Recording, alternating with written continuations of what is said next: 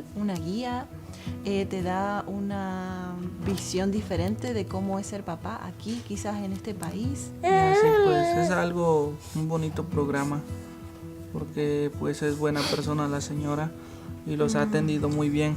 Pensé que nada más iba a ser un programa de orientación quizás para los nuevos padres, pero creo que nos llevamos una linda sorpresa porque Gaby es una persona muy cercana a nosotros, es como parte de nuestra familia, siempre ha estado dispuesta a ayudarnos y a escucharnos con nuestras dudas sobre la paternidad, y en nuestro caso, que estamos solos en este país, ha sido como de mucha ayuda.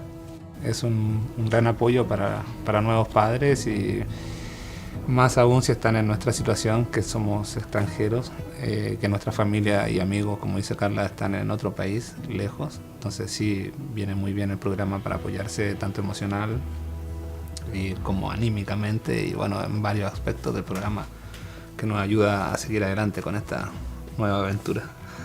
Te ayuda como a ver los distintos recursos que tiene la comunidad para nuevos papás, entonces creo que es de gran ayuda. No queda mucho que agregar, pero lo veo de la misma forma. Que hemos aprendido algunas cosas aquí y pues los han ayudado, como este programa los ha ayudado para seguir creciendo a la bebé, como con buenos consejos y así. Sí, y creo que también ha sido muy importante el tema de apoyarnos con el libro y saber qué actividades hacer con Máximo de acuerdo a su edad, cómo estimularlo, cómo cuidarlo de los peligros de la casa, como cosas que uno como papá nuevo no conoce, claro. Pues a mí me gustaría que lo siguiéramos visitando aquí en la biblioteca de Covelo. Está tranquilo y muy bonito aquí. Cuando no nos podemos reunir, nos comunicamos por Zoom o una llamada telefónica o por texto. Donde nos visite, porque ha sido nuestra casa, a veces nosotros vamos a Wellits y puede ser en el parque. Gaby llega, hacemos un resumen de cómo ha ido nuestra semana o qué hemos hecho de nuevo, cómo va el trabajo. Luego hacemos las actividades del libro, vemos si podemos hacer un juguetito nuevo para Máximo, a veces ella lo evalúa, cómo está su sentido motriz, qué ha aprendido de nuevo, nuevas palabras, y jugamos un ratito y conversamos. A mí personalmente también me ayudó mucho a obtener mi licencia a conducir, que era un objetivo que teníamos en cuanto a la familia, sí, para poder estar tranquilos, así que encuentro que ha sido fundamental el apoyo. El objetivo del programa es que las familias estén bien, y que las familias estén bien significa niños felices, niños sanos, y eso en un futuro es adultos sanos y un mundo mejor. Entonces está bueno.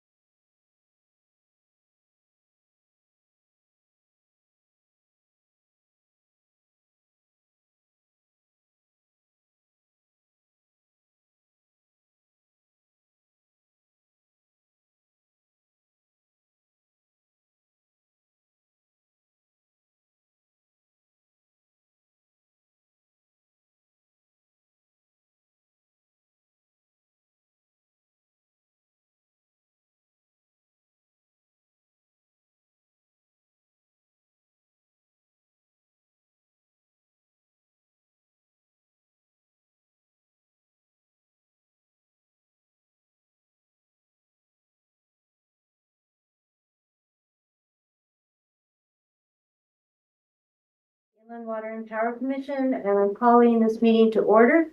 And I would like to first turn this over to our counsel, Scott Shapiro, for some information about how the meeting is going to be run, since this is an all boards meeting and we don't do this all the time. So, Scott? Thank you, Janet, and lovely to see those of you I know and meet those of you I haven't met before.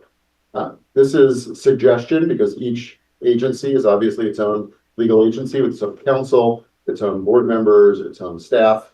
But my suggestion would be that Janet first ask Candace to do roll call for the IWPC board, and then each of the other agencies do the same. So all board meetings are open at that point. And then I would suggest that items 2 and 3 be handled as an all board matter, meaning that Janet will just call for public expression and we'll do that for all boards instead of each board doing their own public expression. And then informational briefing as all boards. And then when we get to closed session, we'll break it back down again because I know the county's not participating in the closed session. So it can adjourn at that point. The others can call closed session and we can proceed. So for each of the chairs of the different boards, is that an acceptable way to proceed? Yes. Yeah. Okay, very good. Just a quick reminder before we do roll call for members of the public that while it seems a lot like a workshop, it's actually a Brown Act regulated meeting. And so public comment will be appropriate under number 2. And then each board can decide whether at the end of number 3 it wants to do public comment, but the public should be retaining its comment to those times and not interjecting throughout the entire meeting. Thank you, Janet. Thank you. Candace, would you please do the roll call for Inland Water and Power Commission? Commissioner Klein, County of Mendocino Water Agency. Present. Commissioner Roden, City of Ukiah. Present. Commissioner Schoeneman, Redwood Valley County Water District. Present. Commissioner Reardon, Russian River Flood Control District. Here. And Chair Polly, Potter Valley Irrigation District. Here, thank you, Candace. And so I'm going to just introduce commissioners to speak for their boards and so your individual boards can open your sessions. Let me start with Commissioner Klein. Yes, thank you. I'm going to turn it over for our roll call. Are you asking for roll call? Yes. Supervisor Klein. Present. Supervisor Mulhern. Here. Supervisor Hatcher. Here. Supervisor Norvell. Here. And Supervisor Williams. Here. Okay. And Commissioner Roden for the city. Yes, could City Clerk Lawler please roll? For the Ukiah City Council, Council Member Roden. Present. Councilmember Chris. Present. Councilmember Roscoe. Who's not here. Vice Mayor Scher. Here. Mayor Crane. Present. All right. Redwood Valley County Water District, Commissioner Schoeneman. Would you take roll for us? Thank you. All right, for Redwood County Water District, Member Dolan. Present. Member Clotter. Present. Member Schoeneman. Here. Member Todd. Here. Chair Gaska. Here. Commissioner Reardon for flood control. Thank you. Beth, would you do the honors? Yes. Trustee Cobalt. Here. Trustee Reardon. Here. President Watt. Here. And absent are trustees Rodriguez and Bailey. All right, and for Potter Valley Irrigation District, Michelle. Director McFadden, Here. Director Thornton, Here. Director Polly, Here. Director Gentini, Here. Director Magruder, absent, and Superintendent Brent, and Attorney Paul. Thank you. All right. Does anyone have anything that they would like to bring up this evening under public expression that is not on our agenda? All right. I'm going to turn this over to first our counsel Scott Shapiro for item 3A. Thank you. I'm going to take just a moment here and share a screen for those online.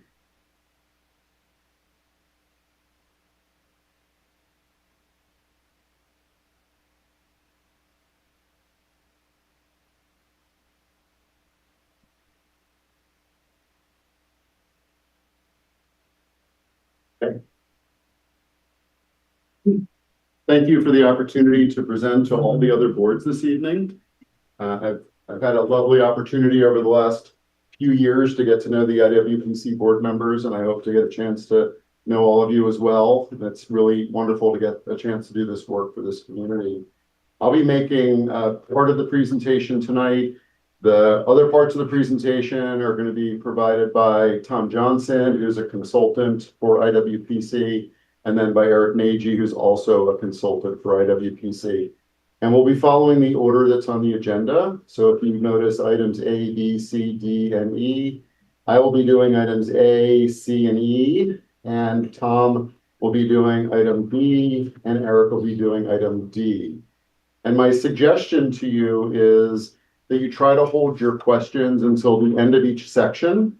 But if your question's on something on the screen, like I don't understand that, please interrupt me while it's fresh and on the screen. But it might be that your question is something we're going to answer momentarily. And so probably wait till the end of each section for those kinds of questions. And it'll be wonderful to get a chance to answer questions for everybody in the room from all the different boards, not just the IWPC board members. So I'm going to start with, I should have brought the laptop over. I'm going to start with that context. And the context here is really mostly for those who don't have familiarity with the way that the Federal Energy Regulatory Commission operates. I know this community is long reliant on water that comes through the Potter Valley project. You know all that. I don't need to tell you that. And you probably know a lot about the project itself. But the regulatory framework for the project is something that does bear some discussion, because that's the context for our discussion. And hopefully those of you online are hearing okay and seeing okay, and if you're not, please put something in the chat so we can know. So the print is exceedingly small. I'm realizing now in light of the size of the screen. And so I'll probably read a little bit more than I otherwise would. But what I wanted to start off with is the basic facts that probably everyone here knows, maybe some online don't, which is that PG&E operates the Potter Valley project, which takes water from the Eel River watershed and brings it into the Russian River watershed. And that water has historically flowed for over 100 years. PG&E dumped it out. It was a waste product for what PG&E was doing, which was generating power, but it was a waste product that brought life to our communities in this watershed. And therefore it's become a very important waste product. That project is regulated by the Federal Energy Regulatory Commission. And FERC is involved because that project generates power. And any changes to that project, any desire to relicense that project, any desire to shut down that project requires permission from FERC. And FERC has a series of criteria it looks at as it considers whether to relicense or shut down projects like that. PG&E made a decision to shut down the Potter Valley project, and I don't speak for PG&E, but its own materials say that it was no longer cost efficient to run the project. Those at PG&E have told me two factors. One is that it was constructed at a time when it was hard to get power into this region. We have great transmission now, that's not an issue. And second, the cost of operating primarily the dams far exceeds the value of the power that's generated. It's also quite an old facility, and I know several years ago, many of you are familiar with the fact that the transformer, one of the transformers in the powerhouse went out. And we were told by PG&E that it was a several-year waiting list and millions of dollars to build a new one because of its custom old type of transformer it is. So PG&E has made the decision that it no longer wants to operate the project. It informed FERC of its intent to surrender the license and decommission it. And decommissioning it means taking out the dams. And the upstream dams, of course, are the way water has been stored in the Eel, specifically to bring into the Russian to generate power and to generate that water for our communities. Now, the process means that once PG&E determines that it's going to get rid of it, and in this case, it reached out and said, does anyone want to buy a project? And we explored as part of a group the possibility of buying the project, but the cost just to study buying the project were in the $20 to $30 million range. We could not identify funding to do that, and we were not able to pursue it. No one else sought to pursue it. PG&E then started the process, and now that they have, the project is on this path. The path can't be undone, I am told. I also don't know of an example where someone's tried, but I am told legally that the path can't be undone now that we're on it. And that path basically has PG&E ready to submit to FERC by July 31st, its application. That application was submitted as a draft to the public earlier this year. And the success story, the first success story, is that application in draft included the concept of continuing to divert water into this watershed, which was not a foregone conclusion. And I'll talk a little bit later about the coalition we built, the things we've had to compromise on in order to build that coalition, but our ability to continue to divert water and bring it in. And that draft application includes it. And we have seen a draft of the final application, and it also includes that ability to divert water and bring it into the watershed. So we're excited about that. And that's the context. And the first thing we're going to move to is item B, which is the proposal to build a new diversion facility to physically bring the water in, because the current diversion relies on a dam, which won't be there anymore. And so I'll pause and see if there's any questions on this context. And then if not, we'll move to Tom, who will talk about how we ended up pursuing the diversion structure we're pursuing. Okay, go to Tom. You want me to just leave it there, or do you want me to click for you? I'm just gonna put it right All up right, there. just click the space bar as you wish. This is space. Just put it up there. Yeah. Don't block the camera, I guess. Don't whack the owl here. Am I okay here? Yeah. Thanks. A number of you I've met, some I have not. My name is Tom Johnson. I am an engineer in the state of California. I've been working on water and power projects for about 40 years, mostly hydro, licensing, design, construction, operation, and more recently contracts and transactions. I've assisted with a lot of purchase and sale of PG&E assets. And I was brought into this about 4 years ago when there was still an option possibly for them to be a purchase, and have been continued to be involved as we've moved past that and moved into other dimensions. I have to look at this to remember what's up here. Sorry about that.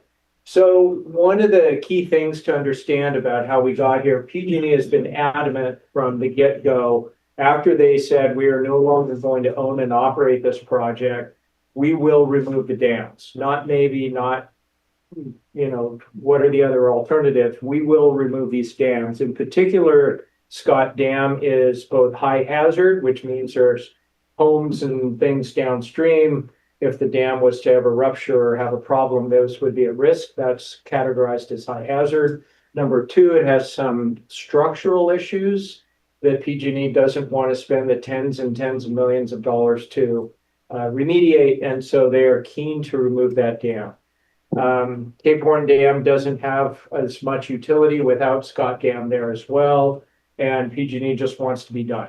So thinking about their perspective from their ratepayers, you know, it maybe makes some sense, but that's where we are. And so we evaluated a number of alternatives. Let me back up. We is IWPC and Sonoma Water working together, and then joined by RVIT and NGO Coalition, looked at a number of alternatives. How can we continue to divert water? There were a number of alternatives investigated. I think we've had presentations on those before. What we narrowed down to was something called the NERF, which is the New Eel River Facility. I think that's the acronym. And what it is basically a pump station. The current Cape Horn Dam and PG&E project, if you haven't seen it, Cape Horn Dam is fairly short. It's only about 30 feet from the center of the canal to the top of the dam. It backs water up. It pushes it through a tunnel, which goes through the mountain, pops out on the other side in Potter Valley, goes down to Penstock, goes through a powerhouse, makes power, provides water to the Russian River. All of that stays except Cape Horn Dam. And so in order to get water from where there used to be a 30-foot dam, raise it up and get it into the tunnel, we need to lift it. And we lift it with a pump station. So it's not a big lift. It's not hundreds of feet. It's literally about 30, 35. And we can operate the pumps in order to move as much water, as little or as much water as would be available under diversion criteria. So we've come up with this scheme. We've worked extensively with PG&E, and the idea is that we will build the pump station, we collectively we'll build the pump station at the same time they remove Cape Horn Dam. And the reason that is because to remove Cape Horn Dam, there'll be a coffer dam downstream, coffer dam upstream, basically little temporary dams in the river to dry out a work area from below Cape Horn Dam to above with a bypass channel around it on River Right to keep the site dry. Then PG&E can come in, munch down the dam, down to bedrock. We come in essentially at the same time, sharing the site, and we will build our pump station just upstream of where the dam had been. It'll be sized, and we'll get on into that. Let me show you what I'm talking about. I think that will be quite helpful. Hopefully you can see this. Apologize for the small size. This is Cape Horn Dam. This is a rendering, but it was done from actual aerial photos. It is survey data correct. So this is actual size and scale, and colors might not be right, but everything else is correct. And if you've been out there and seen it on River Right, there's a big retaining wall and a big gravel berm. This is Cape Horn Dam, fairly small. This is an intake for the fish ladder, and then some buildings downstream, fish counting station, what have you. The tunnel entrance that I mentioned, it is right back upstream. It's about 150 yards up there, if memory serves. So that's what's there now. And this is what it would look like with the dam removed. So basically, this gravel berm on River Right is lowered considerably. The dam is removed, the center portion of the dam is removed. New pump house is built just upstream of this old retained portion of the dam. This is a retaining wall that ties into the tunnel location. So the pump would lift water, put it through a pipe that's buried right back here, right into the tunnel, and on it goes over into the Russian River side. This allows for volitional passage of fish up and down. This would be sized and designed to take the full flow of the river. Whatever flood size there is, not a problem. Pump stations up out of the water. All of the facilities that we build would be robust enough to take high flow condition. So once again, this is the existing dam, looking at it from directly downstream, looking upstream at it, and tunnel entrance right back there. And then this is what it looks like removed. There's a very small rim of the existing dam or the bedrock. We're not quite sure what's there. This was built 100 years ago, and the photos from that time aren't necessarily high resolution. So this is going to be a fixed lip that would allow us to back water up and intake it right here. Everything else is as I described. This fish ladder, this is actually something for PG&E to deal with. We're assuming they'll leave it, maybe concrete it in, maybe they'll take it out. So basically PG&E would have everything to do with the dam removal and any restoration of the channel. That's all on PG&E. That's in their surrender application. That's not to do with NERC. Our footprint would literally be just this side of the retaining wall and what's underneath the facilities. And then once we've gotten through the surrender process, PG&E will give all of that stuff to IWPC.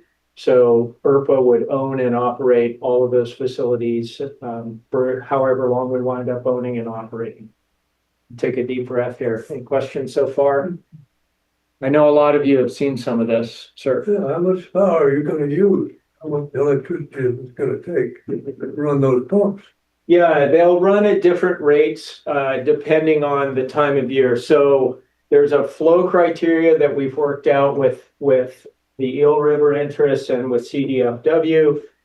When the river is low, above a certain minimum, but fairly low, we'll take a small amount. And when it's raging, we'll take all the water that'll fit in the tunnel. And that varies a lot through times, from 15 CFS up to 300 CFS. At maximum, it's about 1 megawatt of power, but the maximum will not happen all the time. You all are familiar with the rivers in this area, very flashy. You go from barely flowing to flooding and back to barely flowing in just 2 or 3 days. So that this will be a very flexible facility. When the river comes up, we pump. When the river goes back down, we shut it back off. And so we have to. I guess I'm not clear on my point. We pay about $18 an acre foot for water now. We're gonna be paying $200 or $300 an acre foot for water when you get through with this. Yeah, we're gonna get to costs in a little bit. Yeah. And yes, it's not gonna be free water that PG&E has abandoned conveniently on the Russian River. That will no longer be the case. It will cost to lift the water and put it through the tunnel and own and operate these facilities. And we do have some very specific slides that start to break down what sample costs would be. So we can get into some detail on your question. You can't farm and pay $200 or $300 an acre foot for water and make any money.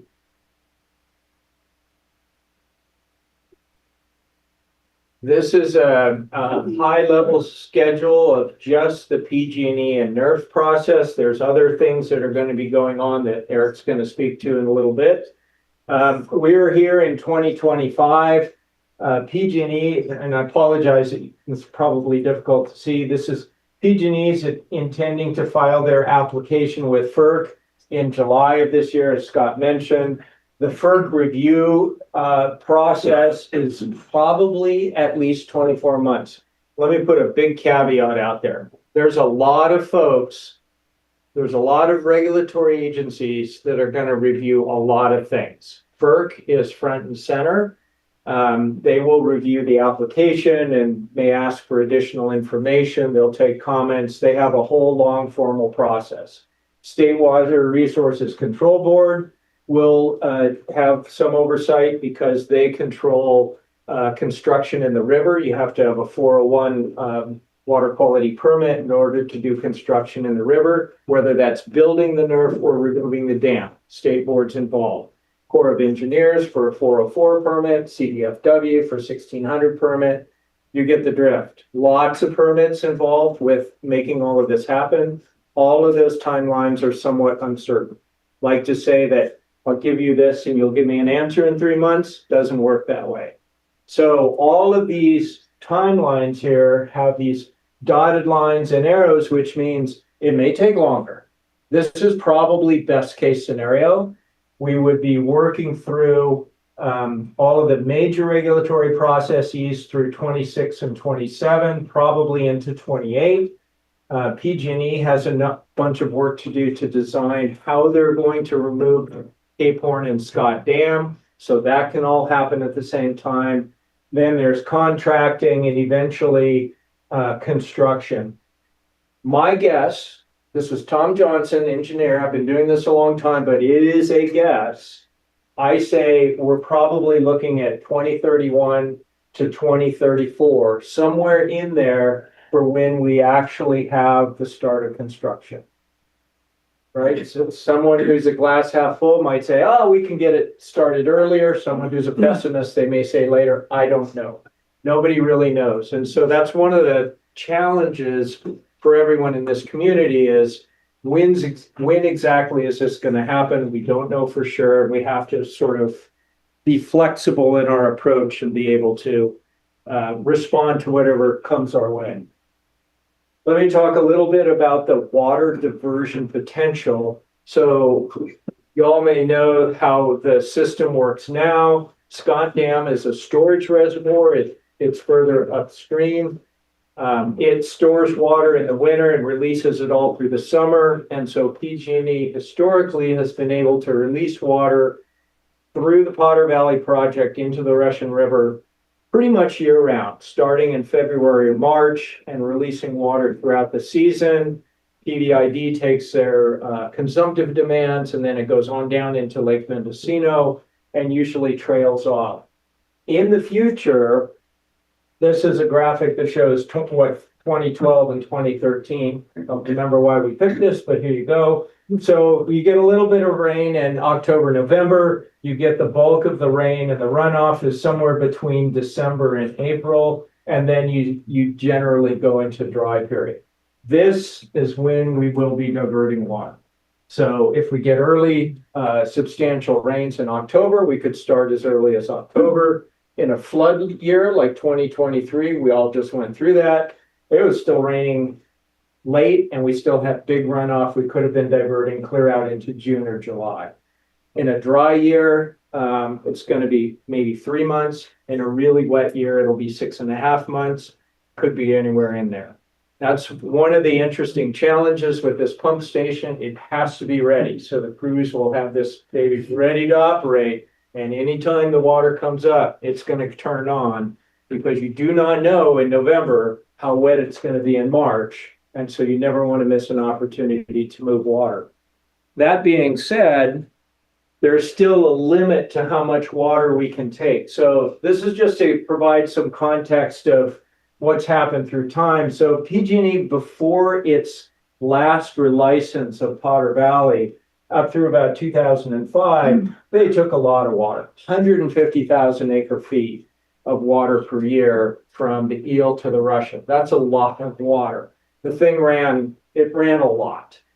With that license and the biological opinion and a lot of regulatory challenges they had, from 2006 to 2020, the number was far, far lower, down to around 60,000 acre feet per year. And that's an average. It was actually probably 40 to 70, depending on year type. Since 21, since they've had their transformer problem and have not been generating power, it's been far less again. So we're recently been around 35,000 acre feet per year. And anyone who's familiar with the river, been here for a long time, you've seen all this in real time. So I'm not telling you anything you haven't seen with your own eyes. Going forward, we've looked at how much water can be taken over here. So back to the cost question, you don't want to spend a lot of money to pump water you're not going to use. So if you don't have immediate use, which means water gets pumped, it goes over, it gets straight into someone's diversion, straight into a treatment plant or into some other sort of consumptive use, it could go into Lake Mendocino if there is storage, right? Eric's going to talk more about Lake Mendocino storage, but you all know that thing spills. In fact, it spilled really early this year, as I recall. So you don't want to be pumping water that's just going to go into and out of Lake Mendocino and spill. So coordination of when the pumping occurs is going to be really important, and being able to maximize the use of the available storage is going to be really important. What this means is, even though we could potentially take as much as 60,000 acre feet per year with this pump station and with the diversion criteria that we've established with all the partners, the reality is we're probably more in the 32 to 35,000 acre foot range, just because it doesn't make sense to pay to pump water that's just going to get dumped down the river somewhere, unless you can make good use of it.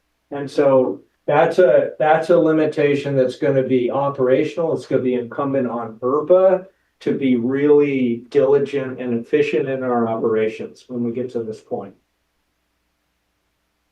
I guess the last point there, which I didn't highlight, it demonstrates the need for more storage. Eric's going to talk about that in a little bit. I pretty much just covered this, so I'm not going to say it all again. We've got to be able to store more water on the Russian River side. Lake Mendocino is an obvious low-hanging fruit. It's big, it's there. It's not full all of the time, but there's also some users upstream. So looking at other storage options upstream as well will be important. Let's talk a little bit about costs. We're going to dig deeper into this, I think, a little later on. There's a bunch of costs that are going to be new, right? Operating the diversion structure and the pumps, that's brand new. We've got IRPA, the Eel River. What are we? Eel Russian Project Authority. The construction of the pump station is going to be expensive. It's probably going to be at least $40 million, maybe more. There's engineering, permitting, all of this stuff to do a major infrastructure project. There's already been a lot of public funds. So there was a CDFW grant that was for the first concepts of what the NERC might look like. There's currently a Bureau of Reclamation grant that's getting us through 60% design. There's another Bureau of Reclamation grant that's queued up to get us the rest of the way through design and the first down payment on construction. So there are a lot of public funds available, probably not enough. So there's probably going to be some kind of a bond and local share of construction. There's a lot of uncertainties. So my contingency is a sneaky but important thing. We don't know if this is going to be built in 31 or 34. We don't have a final design yet. So there's just a lot of uncertainty at this time. We will be able to narrow these costs down, but there's a lot of uncertainty at this time. There's a lot of things to do. Just a little bit of that IRPA operational and financing. The idea is that IRPA is going to contract. IRPA is Sonoma and IWPC and RBIT. There's a lot of people that could operate this. Sonoma Water could do it. I mean, even Potter Valley or City of Ukiah could do it. There's independent contractors. There's a lot of different ways that we will investigate to staff up and operate this thing. 5 to 8 months of the year operation, talked about that. You've got to be ready when the water comes. And then you need to never miss an opportunity. And then we're going to need a lot of reserves. So that's built into the cost estimate. The NERF will be brand new. Every other part of this project, from the intake to the tunnel to the penstocks to the powerhouse, are 100 years old. And some of that stuff's going to break. It will 100% for sure break over the life of the project. Over 30 years, first 30 years, tunnel will have a problem, penstock will need replacing, whatever it is, I don't know, but we'll need some big reserves. I talked a little bit about financing construction. We think there's going to be some public money out there. In fact, we've seen it already. We're hoping that we can get at least half from public funds and only have to finance the balance. And then to the extent that there's any storage improvements, whether that's at Lake Mendocino or somewhere else, those are not included in here. So there would be additional storage costs. This was a rough cost estimate.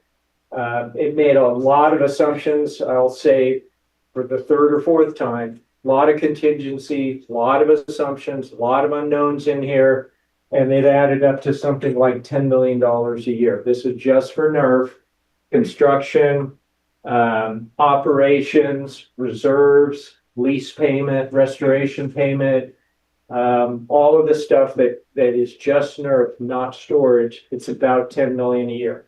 And if you do the math, whether it's, we're able to take 20,000 acre feet or 40,000 acre feet, $10 million, you can guess what the ballpark is. Just a little bit on schedule. I'm looking to see if Scott wants to take over. Nope. So there's a lot for IRPA to do in the next few years. Thinking back to my schedule, it is now middle of 2025. If we want to build this $40 or $50 million project, have it all ready to go in, let's say 2031, there's a lot to do. So IRPA needs to, it exists, but it hasn't done much yet. We have design of NERF, which is underway now. We need to get that completed. Storage investigations, which we'll talk about. There's a lot. We talk to PG&E constantly to make sure that what we are doing in our design and their application are closely synchronized. There's an asset transfer, easements, agreements, a whole lot more stuff to work out with PG&E. And when we get closer in, the construction spec and bidding and actual contracting for this are going to be a big lift. So this was an attempt to think through what does IWPC as a member of IRPA need to look forward to and plan for in the coming few years. So the interim tasks that I just ran through, studies, design, planning, IRPA admin, figuring out how to get storage, figuring out how to use the storage that you have, who's got the water rights and who's going to store the water, how we're going to get, figure out who pays what for it. Probably $2 to $5 million in expenses over the next 4 or 5 years. That's just for all the things that IRPA needs to do to be ready to go into construction. For the next few years, until there's water moving, there's no water to sell. And so you're looking at membership contributions or grants in order to come up with the money to do these interim tasks. Once we get closer to construction, then there should be the ability to do a bond that would probably need to do a revenue bond, which means you probably need to have figured out who's going to buy the water and how they're going to pay for it and what those revenues look like in order to defease a revenue bond. So for the construction grants, I've mentioned that. IRPA bonds, possibly membership contributions or an assessment or whatever other approach you may decide. I showed you earlier, probably 10 million a year. That's a middle range. Hopefully we can bring it in at a lower cost. It might wind up being a higher cost. We don't have that good view of that yet. Potential revenues, water sales. I mean, that's going to be the big one. Unless you choose to do an assessment or some other approach, water sales is what it winds up looking like. And then the NERF costs for right now, once again, the caveat, we just don't have really great numbers. I apologize for that. And they will get better through time. I want you to up arrow to go back. Yep. And let me just add a few items and then maybe we can do questions on this section. I know it's a little bit like acronym soup. You're hearing a lot of different acronyms. So just to run through it to make sure everyone's on the same page. I think you all know IWPC, which is one of the agencies here today, is what's known as a joint powers agency. It is a public agency created by other public agencies. So all the member agencies formed IWPC. We have then created another joint powers agency called IRPA, and IRPA has 3 members. It has the County of Sonoma Water Agency, and IWPC as its members. IWPC has 2 board members. Sonoma County has 1. Sonoma Water Agency has 1. And then there's a 5th board member who represents the Round Valley Indian Tribe, who's one of our partners on this project. So one, I want to make that clear. Secondly, I mentioned Sonoma County and Sonoma Water. They've been fantastic partners for us. They have been definitely carrying more than half the financial load to date. They were the ones who have been administering the grants. They were the ones who have applied for the Bureau of Reclamation grant and managed to get that grant. And so we are lucky to have them as partners, and I hope they feel that they're lucky to have us as partners. Also wanted to mention, in addition to the grants that Tom mentioned, California Department of Fish and Wildlife has also committed $8 million to our project. So we continue to build a list of grants and revenue sources that will help us fund construction of this project. But at the end of the day, operations is still expensive because we're pumping water. And while it's frustrating to think of that as compared to current operations, we need to think of it in compared to the future of what the river would look like when PG&E is done. Because we have no ability to leave those dams in. It's not within our control. FERC will tell PG&E to leave it. PG&E won't accept them. So we have no choice but to imagine a post-Potter Valley project and do the best we can. And that's the foundational level we're starting from. So with that, maybe we should see if folks have questions on this first section. Yeah. Are the financial figures in 2024 dollars or 2034? Are you figuring inflation? Yeah, so this should be nominal dollars. In other words, inflated. The construction dollars, I'd say the lower range is today and the upper range is say $2032. Great question. And second question, I know a jail seems like it might cost 25 million, but then it's $38 million, right? Just the way these projects go. Right. Do you expect that? Is that the 60 we're looking at? Might that be 90 by the time it's done? How accurate do you think these are? I wish I could tell you that they were accurate. I'm gonna read it as 90 then. Yeah, the cost estimate that we got from the engineer that's working on this is really excellent. I will say their best guess of the NERF all by itself is 40 million minus 30 plus 50, right? Minus 30% plus 50%. So if everything goes really well, it's actually cheaper than this. Let me give you an example. We were working with PG&E to try and get a drilling program going in their reservoir in Cape Horn Dam. You got to go through PG&E, got to go to FERC, the FERC comes back. Eventually you get drilling. Big question, is there bedrock right where our NERF's going to be, or are we looking at 40 feet of gravel with pilings? I mean, that's probably a $10 million question right there. Do not know the answer. Until we get the drills in, we just don't know. So we're early enough on in this that there's just big uncertainties like that we just don't have an answer for yet. Other questions from board members? Yeah. Thanks, Tom. You said something about after the NERF is constructed, during that decommissioning process, that PG&E would transfer it to IWPC. Yes. So are you saying that IWPC is going to own the NERF, not IRPA? Yeah, IRPA. you said IWPC, but it would be IRPA. Okay. Yeah, the IRPA. checking. Yeah. Sorry about that. All right. Other board member questions? With the operational costs, you said that it would be about $10 million per year. Give or take, yes. Right. And if you're pumping 32,000 acre feet per year, was that the number you had? Yes.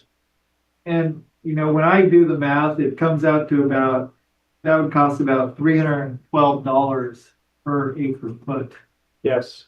Yeah, and so it's just kind of in relation to this gentleman's question about currently they're paying $18. So that's something to consider, right? It certainly is, and I don't think you could say that everyone's paying 18. The lowest cost water delivery, I think, is 18 coming out of the Russian, but there's certainly water deliveries that are significantly more expensive. And I don't mean to minimize the price. I'm just looking at the alternative, which is no water. And so, unfortunately, when projects like this come in, there is an economic readjustment within communities. And that sounds like a consultant phrase. I don't mean to be heartless, but there are certain commodities that aren't as easily produced at those prices. And people move towards more dry farming, people move towards better conservation, people move towards more efficient irrigation, and others have to make other adjustments in their commodity prices. It is unfortunate, but it's that or there's no water. We just don't have another option identified. Yeah. How much demand is there for water at $300 per acre foot? Assuming John's math is right, is there enough demand to justify moving 32,000 acre feet per year? Imagine there's a curve of price and demand. Can you talk a little about that? Yeah, Tom, do you want to talk about some of the other water prices you see in the valley, just for context?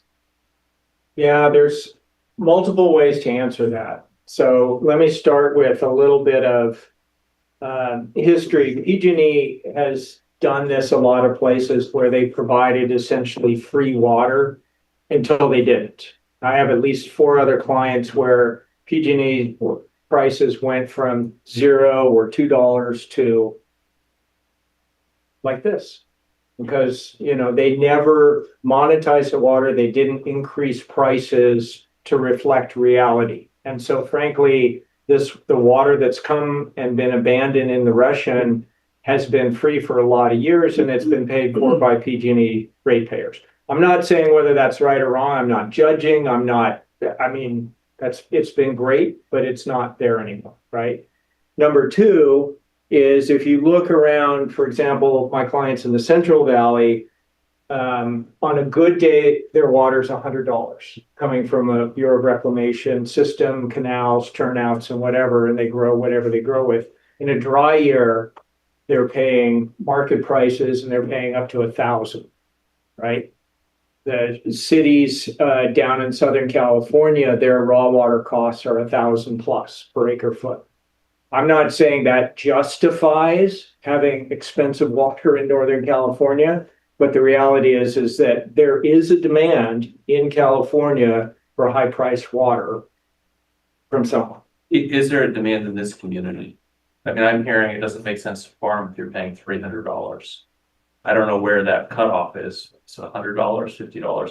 How do we determine what size NERF to build? You don't want to build a NERF that can move 32,000 acre feet if you find you only have demand for 5 at that high price. Yeah, I do know that there's a lot of that sort of assessment of demand that's going on. I have not personally been involved with that. Bill? I have. The answer is yes, there is demand. I inked a deal 2 weeks ago in this watershed for $1,000 an acre. Yes, there is demand. Don't worry. And there isn't demand for every commodity, but there is demand for a lot of the commodities. Other board member questions? Yes, Dennis McFadden from Potter Valley. I have 3 questions. Scott Dam is 100 years old. It seems to be checked and tested by PG&E every year, but they don't release the results of the study. Until recently, they decided that it was unsafe. Is there any effort being made, and if it's been unsuccessful, to get at that study to find out what exactly is wrong with Scott Dam? And are there any mitigating factors that have been proposed to address that situation? I would answer the answer to that is no in all fronts. Correct. You came up with the 30,000 acre feet. Well, I think Mr. Williams was asked by the IWPC board to calculate how much is being used in just the Ukiah Valley or Mendocino County, including Potter Valley. And it's about 28,000 acre feet. So what about Sonoma County? If you're going to release 30,000 acre feet, what are they going to want? Well, that's one of the reasons why Eric is going to be talking about storage. Because the best solution to the problem you're identifying and making our water more reliable is storage, so that we can move towards the 50,000 acre feet yearly annual average diversion instead of having to fight over the table scraps that are left without storage. And the last remark, I've asked this before, and I gather that because of the way FERC works, the new owner of the facility and the water transfer facility would be precluded from telling FERC now that they want to use that water coming through the tunnel to generate power, which could be used to pay for the pumping system up at the lower dam. Has there been any planning for that and how much power would be needed? That's a 400-foot drop, and there's a lot of power to be generated, which could be sold and also used to effectuate the transfer up at Van Arsdale. Yeah, there has not been, there is not a legal path to pursue power generation until after NERF is completed and in IRPA's hands. I hope everybody else hears that. And the path that Tom's talking about has the advantage that it will not be FERC regulated. Right, you get a conduit exemption. If you have an existing water conveyance facility, you can retrofit generation to that. You don't have a water conveyance facility at this time. PG&E has a decommissioning powerhouse. Once IRPA owns all of the NERF and owns the flow line and operates the release, then it has its own water conveyance, and you could consider pursuing a conduit exemption and adding hydroelectric. But that is somewhere out in the 2031 to 2034. I find that unfortunate, but everybody who knows me knows that already. Where's the second part of this question? There is PG&E. They're gonna get paid to pump all that water, folks. There was a second part, which was how much power could be generated in that future scenario, and what would that have to? Yeah, has anybody done that math yet? Well, I mean, it wouldn't be hard to do, but it's years in the future, so it hasn't. But it may be very relevant to the cost of operation. Actually, I don't know. Of the expenses to operate, power for the pumping is probably on the order of 4% of the cost. For what? 4% of the cost is power. The rest of it is everything else. So in the conduit exemption scenario, does that allow retail sale of that power, or only for the purposes of the water project? Yes, you can do retail sale, but that means you don't know. Let me back up. Sorry. It allows wholesale sale or self-use behind the meter.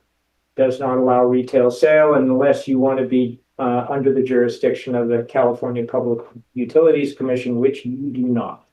So wholesale. Correct. Wholesale rates. Yes, sir. Who will be assuming PG&E's abandoned water rate? We're going to talk about that during the next section. So if you don't mind waiting a little bit, we're going to specifically get it.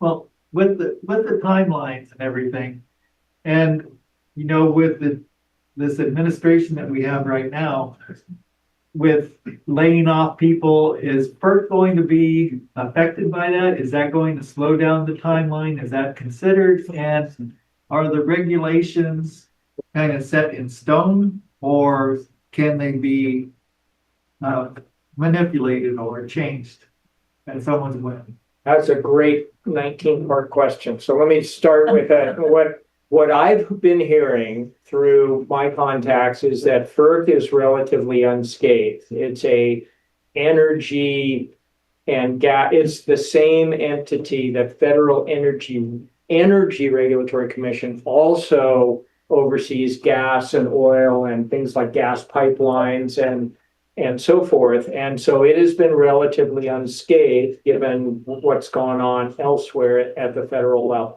My understanding is they might have had a few staff retirements, but nothing like the wholesale carnage at other places. Number two, with regards to can the regulations be changed? Doubtful. There is 100 years of case law, and there's a Federal Power Act, and then rules that have been built on that over a considerable period of time. It would probably take literally an act of Congress. It's pretty mature body of law, and it doesn't get challenged. It gets tweaked around the edges, but very little bit. Could FERC go faster or slower? Absolutely. I think I said that. I mean, their processing of PG&E's application could be lightning fast, 24 months. It could take 5 or 6 years. I have examples that I've shared with just the IRPA board members of decommissioning reviews by FERC that took 9, 10, 11, 12 years. The longest one that I'm aware of was 26 years. So, I mean, generally, the more contentious something is, the longer it takes. In this case, at least ostensibly, we have a really good coalition. We've got at least a couple of counties and an Indian tribe and some of the NGOs and so forth who are all supporting PG&E. Obviously, that's not universal. You're all from the community. You know the questions around this project. But this is more,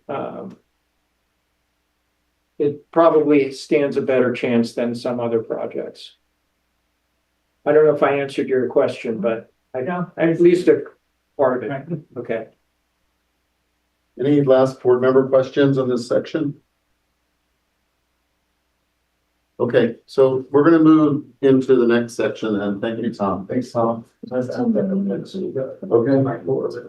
And we'll get to your questions, sir, about the water right, this next section.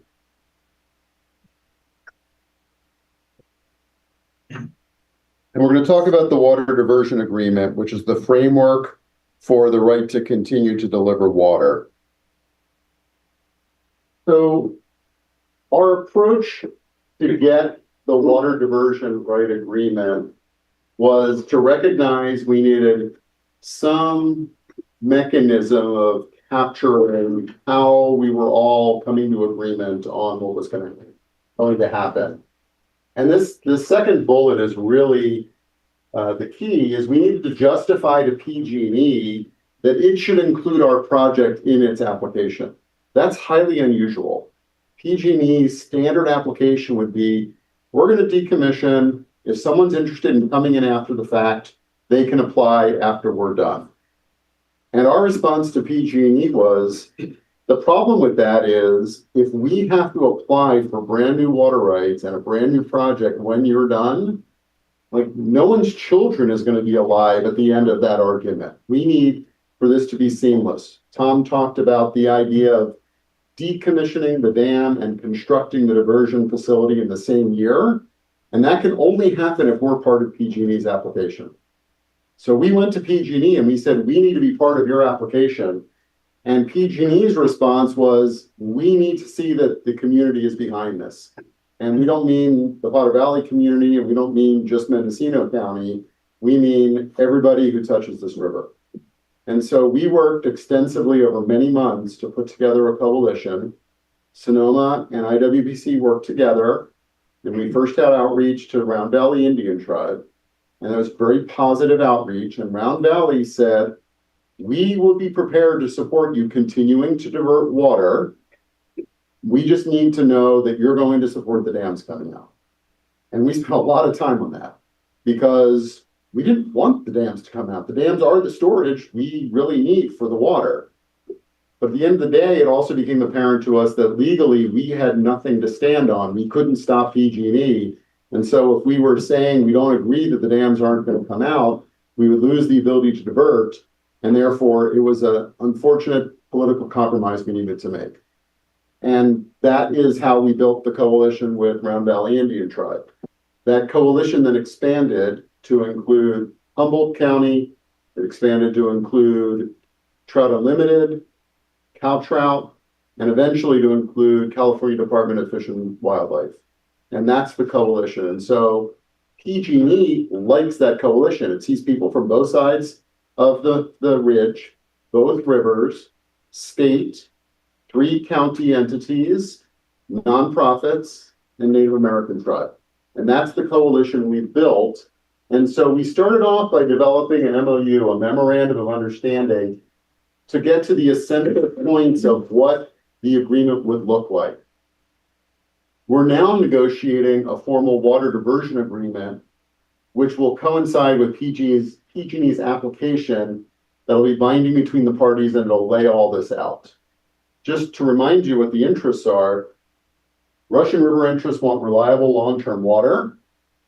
Eel River interests want removal of the dams, money for restoration, and confirmation that further diversions won't hurt the endangered species. And PG&E wants to know the 2 basins are in agreement, and they're not having to take sides. That was very important for PG&E. And so that's the context in which we came together to try to build this agreement. There was a February 7th memorandum of understanding between all the parties. Candace, I think it's on our website. Yes. Okay, so it's on the IWPC website. If you haven't seen it, you can download it. It's a public document. And I'm going to run through the essential terms that are in it, including the question on water rights.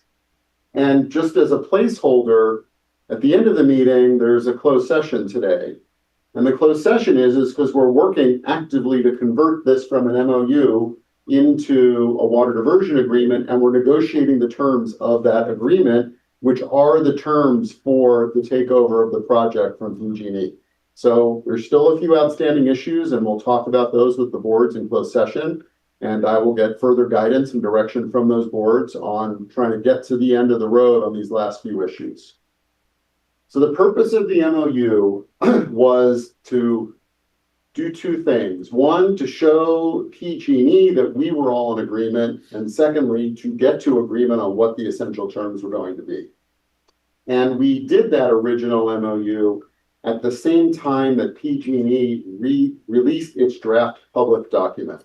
It didn't want to release a draft public document, including our project, unless it knew we could get together. And that was related to the timing on the MOU. The method of permitting was key because, as Tom talked about, we wanted to happen at the same time. And for the first 6 months of saying to PG&E it has to happen at the same time, PG&E kept saying, no, no, no, no, no. We're not going to do it at the same time. It'll have to be sequential. And honestly, this is one of the places where our partners came to bat. The NGOs in particular kept pounding on PG&E. We have to make this work. We have to make this work. And ultimately, PG&E agreed with a concept, which is a non-project use of project lands. The term basically means we're going to build something that's a non-project, meaning not regulated by the federal government, and it's going to be on project land, lands regulated by the federal government. And so we get to build it. PG&E still owns the project. And at the end of the day, when the project goes away, PG&E transfers to IRPA the lands and all of the other assets that are needed to operate. So that's the permitting context, and that's what's in the MOU. Water rights ownership is the next topic. And we started with the position that we are going to be exercising the water rights to divert, and therefore we should hold the water rights for our diversion. And the Eel River interests held the position that the Eel River interest should hold the water rights in whole.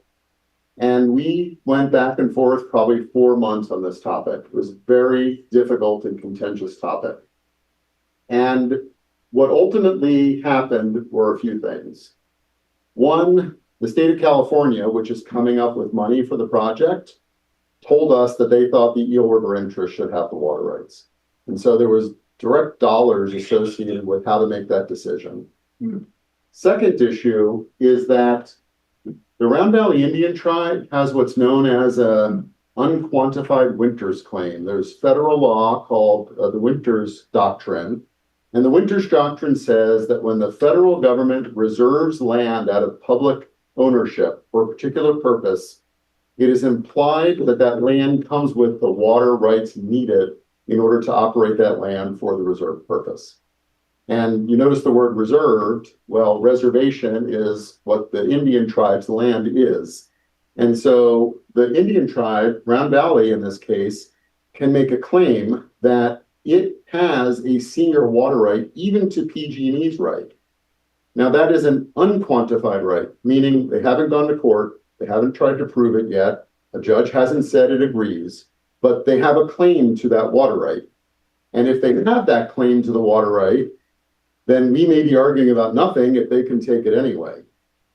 The next factor that came up was the PUC, the Public Utilities Commission, which regulates PG&E, has a policy that it looks to see that all land that public utilities dispose of is first offered to Native American tribes. That is a requirement that the PUC imposes on its regulated utilities. And so even if they didn't have a winter's claim, it might be that the PUC would say, is any tribe interested in these water rights? And then we would lose the ability to access the water anyway. And so we came to a hard decision that was negotiated extensively and discussed in the IWPC board closed session extensively. That was most important to us was reliability and length of term, more so than who holds the paper. And so where we ended up with was that the water rights would be held by the tribe, and we would end up with an initial term of 30 years and a renewal of 20 years. And we would hope that a 50-year relationship between IRPA and the tribe would create continuity beyond 50 years. And there are financial incentives, obviously, for the tribe as well, which will hopefully keep that relationship. And so it became a pragmatic decision, but also one based on law, which is we weren't confident that if we thought about it, we would get the water rights anyway. And that's separate from PG&E looking for peace. And this was a way to get peace. So that's where we ended up on the water rights. On the land ownership, IRPA would own the land necessary to operate the project. So it would own an easement where there are current PG&E easements, it would own fee, where there's currently PG&E ownership of property, and IRPA would control all of the land. IRPA would own NERF, the new Russian facility, and we would operate the facility. The water rights would be made available pursuant to a lease from the Round Valley Indian tribe. We've already talked about who owns the water rights. There is a cost to that. We would be paying a lease cost for it. There is a waiver of sovereign immunity. For those who don't know, tribes as separate sovereign nations cannot be sued in court unless they agree to. And it's really important if we're relying on a lease to know that if they stop letting us take water, we can sue them. And so we insisted that there be a waiver of sovereign immunity, and they agreed to the waiver of sovereign immunity. So we have mechanisms of enforcing, just as they have mechanisms of enforcing against us. If we don't pay, if we divert the wrong amount, like any other lease, they can sue us. If they don't make water available to us, we can sue them. I've already talked about the term of 30 and 20 years. An initial 30-year term, renewable for another 20 if certain criteria are met. We're still negotiating to find issues on that renewal, but it's looking positive. And then funding obligations and commitments. This includes the lease payment that's provided for the water. It also includes a restoration contribution that we'll be making to the Eel River for restoration. And it includes various commitments, such, for example, as Department of Fish and Wildlife's commitment to help provide some funding. So that's an essential overview of what's in that MOU. And that was negotiated back in February. We're now trying to finalize the water diversion agreement. It'll be dated sometime before July 29th. That's when PG&E is coming out with its particular application. As I indicated, the essential terms have not changed. We've been talking a lot around renewal terms, and we're getting pretty close. There was also a lot more discussion around the extent of the water rights, and really nothing has changed there. We've been talking about enforcement mechanisms. How do we make sure that the water is available to us? How do they make sure we're paying and diverting properly? We're considering the relationship and timing between different activities. So when do we make our first payment? Do we make our first payment when PG&E is told it can take the dam out? Well, that doesn't work really well for us. We don't need revenue yet. Do we make the first payment when the facility is constructed? Well, that also doesn't work really well. What if there's a drought that year? And so currently we make that first payment once we start operating, the year in which we start operating. So there's a lot of relationships and activity to a timing that we're working through. And we'll provide a more detailed briefing on some of these issues in closed session because there are items currently under negotiation, but we are on track for execution later this year. Okay, so I'm going to back up and take questions now on this section from board members. Yeah. Does the 50 years start at the same time? The 30-year term starts when operation starts. And then the 20-year would start at the end of the 30-year. Yes. Other questions on the MOU and what I can publicly say about the water diversion agreement negotiation? Yes, sir. Is there an annual fee associated with the purchase of water, or is it based on the amount diverted? So it is an annual amount, and we purposely chose not to base it on the amount diverted because our hope is that we're going to grow from the 32,000 on average now to the 50,000 once we get storage. And we didn't want our annual fee going up as a result of our ability to take more. If everyone's okay with us taking that amount, and that's a modeled amount that the consultant for RVIT developed, which has been reviewed by the NGOs and Humboldt and California Department of Fish and Wildlife. And if they're okay with that maximum amount, our job is to create storage to maximize it as much as we can. And we wanted to maintain that fixed fee and not have it go up and down. I want to acknowledge the bad side of it, of course. The bad side is in a drought year, we still have that obligation, right? And so we have to figure out how we fund it, whether we're building up a rainy day fund to be able to handle the dry days, or whether there's some other mechanism for collection. I don't know the answer to that. We have to figure that out.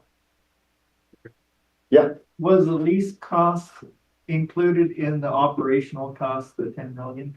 Yes. Yes, so everything that Tom presented are all the costs associated with ERPA and NERF. What we haven't given you is any costs associated with storage. So everything I just talked about is built into the 10 million. Other questions on this section? Okay, so I think I talked in the intro about the need for storage. Tom talked about the benefits of storage. I just talked more about our need for storage. Eric's going to talk about storage now. Thanks, Tom. Well, it's a real great pleasure to be here today and present to you. I'm really the new guy on the team. I've been involved with the project for less than a year now, and I'm not sure if I have the hardest topic to talk about or the easiest. I think it's certainly the one that is the most nascent in terms of what we know and where we are. Maybe just by way of introduction, I'll introduce myself to many of you who I've not met most of you. My name's Eric Nagy. I'm with Larson Warzel and Associates. I'm a licensed civil engineer in the state of California. I've been practicing water resource project delivery for over 25 years now. And myself and my firm specializes in helping non-federal sponsors to Army Corps of Engineers projects. That's one of the things we do. I myself worked for the Army Corps of Engineers for almost 15 years. And I've spent the other 10 plus years of my career helping sponsors try to understand the core process, the core lingo, and the great benefits that can come from a core project and the challenges that can come from a core project. Really what I want to do today, we're really early in the study process with the Corps. And so, much as Scott discussed, how some of the early discussions with FERC went around the license surrender, where you're really trying to position and start to build a relationship with an agency and try to understand each other. We're in that same place with the Corps right now. And so really what I hope to impart through the presentation is mostly about kind of the position of IWPC as the non-federal sponsor. Talk probably more than you'll want to hear about the process that you're embarking on, and then talk a little bit about the approach, particularly in the near term as it relates to the study. So when we talk about it takes an act of Congress, with the Corps, it literally takes an act of Congress. And it takes an act of Congress at two different key points in the project process from the standpoint of project authority. And it takes an act of Congress annually to appropriate funds to the project. So the Corps in their civil works program is highly reliant on Congress providing them the authority to either study or implement a recommendation or to receive the federal funds necessary to advance the project. And so as it relates to the area that we're speaking of, there was an act of Congress in 1950, the Rivers and Harbors Act, that authorized the Russian River Basin project. And that project had a lot of key components, notably the construction of Coyote Valley Dam and the creation of Lake Mendocino. And so that's really the beginning. That's really where we're starting for this particular project. What's interesting about that original project authority, and I'll be honest, I'm not aware of another project authority like this. It had an immediate plan and an ultimate plan that it outlined. In part, the immediate plan was build Coyote Valley Dam. Part of the ultimate plan, which was never completed, was to actually raise Coyote Valley Dam. And that was an element in that ultimate plan that never happened. And so that really sets the stage for where we are in this study and for trying to address storage needs of this community. In 2016, there was a new study authority that was provided to the Corps. And what's really key about that study authority is that it triggers the opportunity to reinitiate the study of an existing project. And in a lot of cases, the Corps has standing study authority that they could leverage. But what was important here is this line at the bottom that says to investigate. So let me take a step back. The original project authority, it includes flood control, water conservation, and related purposes. And related purposes, example of that would be like recreation, right? Lake Mendocino has recreation facilities. The new study authority not just triggers the ability to initiate a new study, but it actually provides direction to the Corps. And that direction was you could investigate in concert with a non-federal sponsor the addition of environmental restoration as a project purpose, an increase to water supply, and or improvements to reservoir operations. Those last two are particularly important as it relates to what you need in order to figure out a way to once you divert this water, once you figure out a way to divert the water, can you store it so that you have an increased supply that's reliable and has flexibility as to how and when you use it?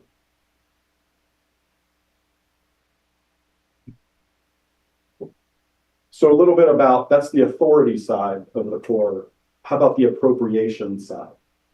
So in the feasibility phase, the planning phase of a project, cost sharing is 50% federal, 50% non-federal. The non-federal sponsor, whoever signs the agreement, is responsible for 50% of the cost. It's really important to understand, unlike the other examples that were provided, Bureau of Reclamation, California Department of Fish and Wildlife, not sure if there was a third one, but those other examples, those are really grants. There is money being granted to an interest, an agency, for them to direct how those funds are expended. Army Corps of Engineers appropriations do not work that way. Those funds are secured and provided to the Corps for the Corps to direct how they are spent.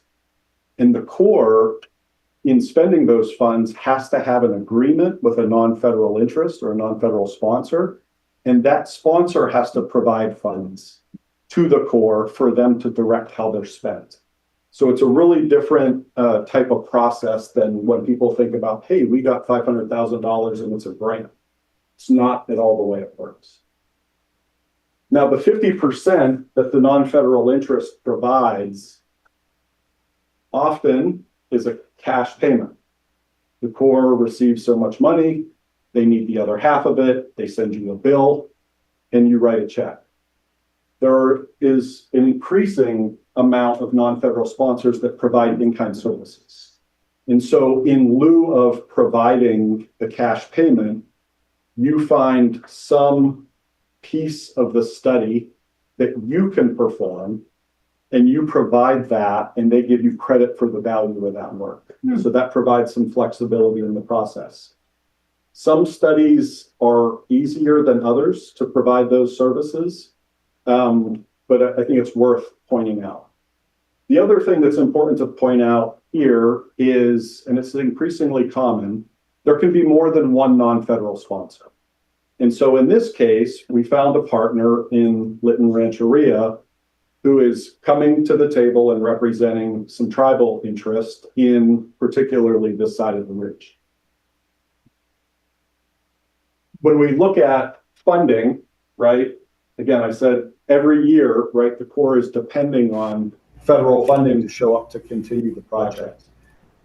In federal fiscal year 24, there was $500,000 appropriated to the project. That was through great help of your congressional representative. But that initial allocation of federal funding is really important because what you find with federal projects is it's easier to get additional money once you get the first allocation of money. It's really hard to get the first allocation. And so you kind of got over that. You got over that hurdle. Unfortunately, federal fiscal year 25, we did not see an appropriation for the project. And for federal fiscal year 26, we don't know yet. The president has released his budget, but that budget's not the detailed budget that shows what each project has been allocated. So that remains to be seen if the project will get an allocation in 2026. The other item that's important to understand is if one of the non-federal sponsors is a federally recognized tribe, that comes with a credit. And so essentially, this amount, which is adjusted annually, Say what the amount is just because. so 658,000, that's the current, that was the fiscal year 24 number, I believe. Yeah, fiscal year 24 number. It's adjusted annually. That credit displaces money that the non-federal sponsor would contribute to the study. So what does that mean? It means that essentially you can get $1.3 million of work done in the feasibility study without putting in $1, right? Because really what's happening is you have 500,000. This 658,000 is an additional amount of federal funds that are appropriated on the behalf of the tribal participants. And then the federal government could apply an additional 158,000 to get up to this amount. And so that's how you arrive at 1.3 million. So that's really a tremendous situation to be in. Now, to put that in context, though, I think the context here is really important. When the Army Corps of Engineers enters into a feasibility cost sharing agreement, their starting point for the cost of the study is $3 million. They assume, without knowing any more than they know when they sign the agreement, that it's $3 million to study the project. So really, you're a little over a third, maybe 40% of the way to having a fully funded study according to the cost sharing agreement that's been executed. The Corps has told us previously in the lead up to executing the cost sharing agreement, because we're looking at an existing federal dam that has had identified as, for some time, some dam safety concerns, they expect that the study is really 6.5 million. So just remember these numbers as I go through the rest of the presentation, because this is going to become important here in a couple of slides. So the overall project delivery process, you can just kind of think of it as this is traditional for any infrastructure delivery. It's planning, design, construction, operations, and maintenance. We're all the way over here in the very beginning of the feasibility phase. What's important to sort of understand, I think, mostly through this process is these first three steps, there's always an agreement between a non-federal sponsor and the Corps. The non-federal sponsor can change from phase to phase, but there is always a non-federal sponsor. That's required by law. The Corps cannot move forward with anything without a non-federal sponsor under agreement. And the other part that I'll come back to that I think is important to understand is the authorization, right? So the Corps has an authorization to start the study. We talked about that. If they go through the feasibility study phase, find a federal interest in making a federal investment or advancing a project, they recommend that to Congress. Congress would have to provide an additional authorization to actually go through with the project. And so that has to come somewhere before construction starts. And it could be really anywhere in this time frame. So Tom talked a lot about 2031 to 2034, right? And that is when you could be in a position to divert water using the new facility, right? The question then becomes, when could storage come online? And that's a tough question to answer. I placed some anticipated durations for each step in the process.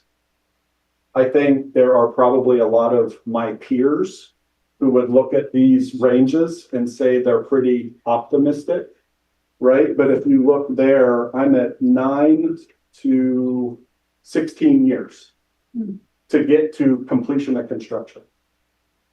That takes you out past 2031 to 2034 for certain, right? And so that's just, that's just a practical reality of the Corps process. The Corps process is not designed to be fast because there's a federal investment decision to be made, and they want to make sure if the federal government is going to invest in infrastructure that it's a good investment, and it just takes time.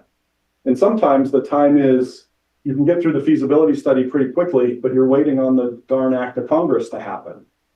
Lately, those acts have been happening every 2 years, but there's times in my career where they were 10 or 12 years apart. And so if you're a project that has a recommendation that's just waiting for Congress to act, you could be waiting a long time, and that affects your ultimate duration to deliver the project.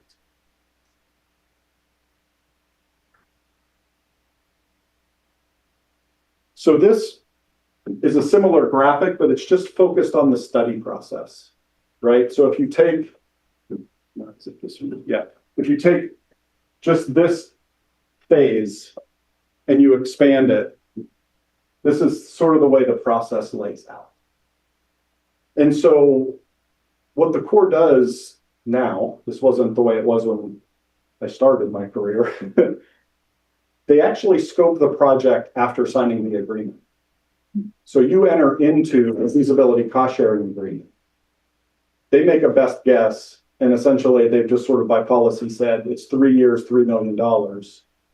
And then they sit down with the non-federal interests and key interested parties, and they actually scope what it's going to really take to do the study. And so that plays out in the first half, maybe the first 6 months roughly of the study process. And then what happens is once that scope and that budget and that schedule is set, then they start the process of evaluating the existing condition, understanding the problem, developing alternatives to react to that problem or to deal with it, comparing those alternatives, and then selecting a plan. This is not guaranteed that you get here. They could identify alternatives, compare alternatives, and determine that even the best alternative doesn't meet the threshold for federal interest and federal investment. So that does happen. You could actually not get to this part, and yet they'll just stop right here. If they do select a plan, they actually go through a process of further detailing that preferred alternative. And it becomes a tentatively selected plan at this point, and then it becomes a recommended plan. But they spend a lot of time further detailing and understanding that preferred alternative for the purposes of getting higher levels of confidence in the cost to implement it, its environmental impacts, and its benefits. And that really is can take pretty substantial amount of time, but it's a really key part of the process, and it's a really it's a particularly strong focal point of the Army Corps right now because they really want to make sure they understand the cost to implement the project, because more recently they've had a lot of trouble with recommended plans becoming far more expensive to implement than they planned. And that creates a lot of pressure on them as an agency and a lot of pressure on their appropriations. And then finally, once the selected plan is developed, then they do essentially the development of the report that goes to Congress for approval. And that's the last step. If you look again at the anticipated durations, 36 to 60 months. Again, I have colleagues that would say, Eric, you're crazy. It's going to be longer than that. But, I think this is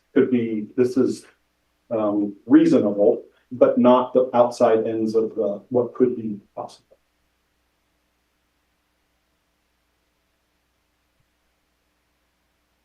So again, same steps in the planning process, key decision points.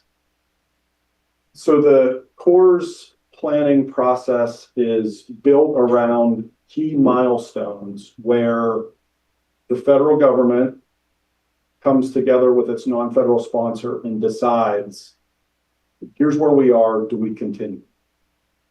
And at those milestones, they ask for non-federal sponsor support to continue. Now, when you're really early in the process, there's not a whole lot of decision to be made. You kind of have to do the work to figure out at the next decision point whether it makes sense to continue or not. And frankly, you get to a point where once you get to a selected plan and you support the selected plan, you're probably not going to back out that deep into the process. And so there's this sweet spot where the non-federal sponsor is sort of actively working with the Corps and thinking about, do I want to go another year? Do I want to invest another $1 million, right? I mean, is this heading somewhere that's useful to me? Does it appear like it could be successful? Does this appear like it's going to meet my interests? There may be a federal interest, but does it meet the non-federal interests, right? And so it's a very methodical, repeatable process that happens in feasibility. And so we executed a feasibility cost sharing agreement in March. So we're very early in the process. We're talking to the Corps right now about scheduling, it's planning charrette. It's basically the first get together, multi-day get together, the Corps, Army Corps team and the non-federal sponsor team, talk about the project, what the needs are, the work that's been done by the non-federal sponsor to date that would be of interest to that Army Corps team to understand. But really all of that leads to this alternatives milestone, which is tentatively scheduled for this October. And that's the first point where we look at, okay, over the first 6 months, this is what we think the scope is for the study. This is what we think we could accomplish for a certain amount of money. This is maybe what the total study would cost and maybe what the total study duration is. And it's really there is the first point where the non-federal sponsor says, do I want to keep going? Does this make sense for me? I'm going to pause here before I go to the next slide, because this is a lot of process talk. It's maybe not typical language, a little bit lingo-y or jargony. I just want to kind of see if there's any questions right now before I continue. Yes, ma'am. You mentioned that it's anticipated that the cost of the feasibility study would be $3 to $5 million. Can I assume that that would be a completed feasibility study? Yeah, those estimates, the $3 million estimate and the one below it, that would be for a completed, that would be for finishing the phase with a study that includes a recommendation to Congress. Right, so that's the best case scenario for us. Right, it could be that you end earlier with no federal interest, but you didn't spend $5 million, right? That's possible.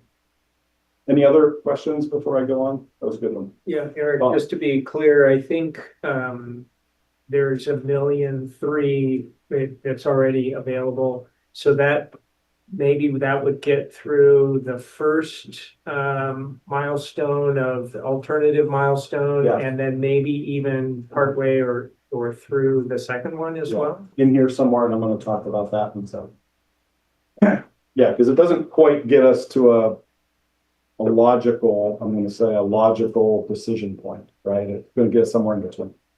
So Lytton's, yes, sir. Lytton Tribe is the non-governmental affiliate. I mean, I guess what I would say is the Lytton Rancheria has equal standing in the cost sharing agreement as IWPC. But one of the things that we did with Lytton in advance of entering into that agreement with the federal government is our team sat down with the Lytton Rancheria representatives and executed a local agreement that makes clearer the relationship between the two non-federal sponsors, right? Because the Army Corps of Engineers cost sharing agreement treats both non-federal sponsors the same, and it doesn't distinguish between the two of them. And so it's customary, if there's more than one non-federal sponsor, for those parties to have an agreement to sort of be clear kind of who's in the lead, who's going to pay, how are decisions made, just sort of a more practical understanding that it makes sense to formalize, particularly when those parties don't have a strong existing relationship. So what's in it for Lytton Rancheria? I think probably the way I would answer that is they're interested in understanding the opportunity whether it's additional water supply or potentially restoration opportunity downstream. I don't think they fully know yet what they would be interested in, but I think there's an interest in exploring the opportunity. If something is going to happen from a water supply reliability and storage point of view, they want to sort of see how that plays out and then determine if there's, I guess I'll say ancillary or additional components that could be added to that that would be in their interest. And if I can add to the answer, Eric, I think this was said earlier, as part of Congressman Huffman's commitment to the Two Basin Partnership, it was his community grant that resulted in the first $500,000 for the Corps. And Congressman Huffman was the one who introduced us to the Lytton Tribe and thought we might work together. So we have his effort to introduce us that resulted in this. And in a conversation we had with the representative for the Lytton Tribe, they also reminded us there was a significant agricultural operation adjacent to the Russian River. So the water supply benefits benefit them as a property owner as well. So the extra 600 and something thousand with the Rancheria gas, is that a one-time thing or is that an annual? No, it's a one-time credit. It's a credit because they're a party to the agreement, but they don't get the funding, right? The funding just becomes available to the Corps to conduct the study, but it's a one-time credit.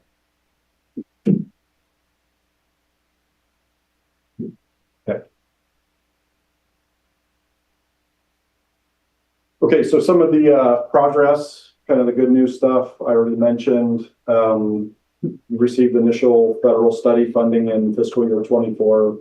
That's a big deal. There are a lot of project proponents that would like to see that initial appropriation show up, and you guys have that. Obviously, you talked about Lytton joining as an additional non-federal sponsor. That creates the opportunity for the credit. I think it also, starts to build a stronger coalition on this side in terms of that water supply storage opportunity. I mentioned the local agreement that we negotiated, or say Scott really negotiated and executed with Lytton, was really to kind of formalize our relationship and make sure there were no gotcha or surprise moments down the road. And we executed the feasibility cost sharing agreement in March. So that's, I know it doesn't seem like a lot. That's a big deal. To get from an appropriated dollar to an executed agreement, that is not trivial with the Army Corps of Engineers. So next steps, I mentioned the planning charrette. We're working on trying to find a couple of dates for that. That's really the first key step in the process where the Army Corps pulls their project team together and sits down with the non-federal sponsor team and tries to really understand what are the needs of the community, what are the needs of the non-federal sponsors, what work have you done already that they could take and leverage as part of the study process. It's really that first opportunity to make sure that as a team, now as a federal and non-federal team, that we're operating from sort of the same sheet of music, if you will. And then really, as starting here at the charrette and into sort of the weeks and months that follow, we get into that scoping process. And, this kind of is our, the approach piece of the discussion. In advancing scoping with USACE or the Army Corps, really a strong orientation towards that new water storage question. It really wouldn't make sense to do some of the other things that are contained in the study authority if you're not seeing the water supply storage benefit that is the highest priority for the organization. And so we're going to be very clear about that, because what we don't want the Corps to do is to be focused on too many things, which becomes more expensive, right? If you're kind of chasing all kind of leads all over the place, right? And not really focusing on the one that if we don't get, it's like a threshold question. If we don't get a yes here, these other things don't matter. And so that's really part of the scoping exercise that we need to impart on the Corps. it is, well,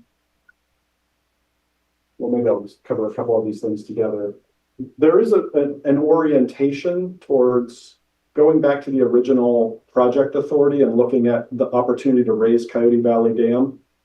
But I think it's really important for you to understand how the Corps views some of the other water supply storage options that you've started to explore, and to see if there's other ideas they have for water supply storage.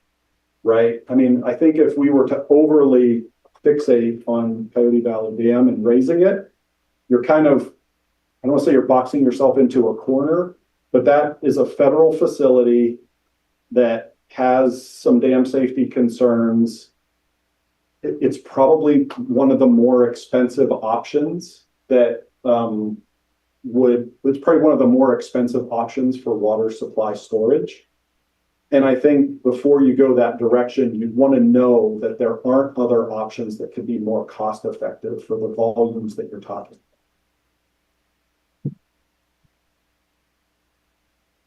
And it is really, I mean, I guess I'll emphasize this, you have done technical work towards this end, and it is an opportunity to get sort of an independent validation from a federal agency around some of those alternatives, and to see if they see a federal interest in making an investment in any of those alternatives beyond the potential to raise Coyote Valley dams.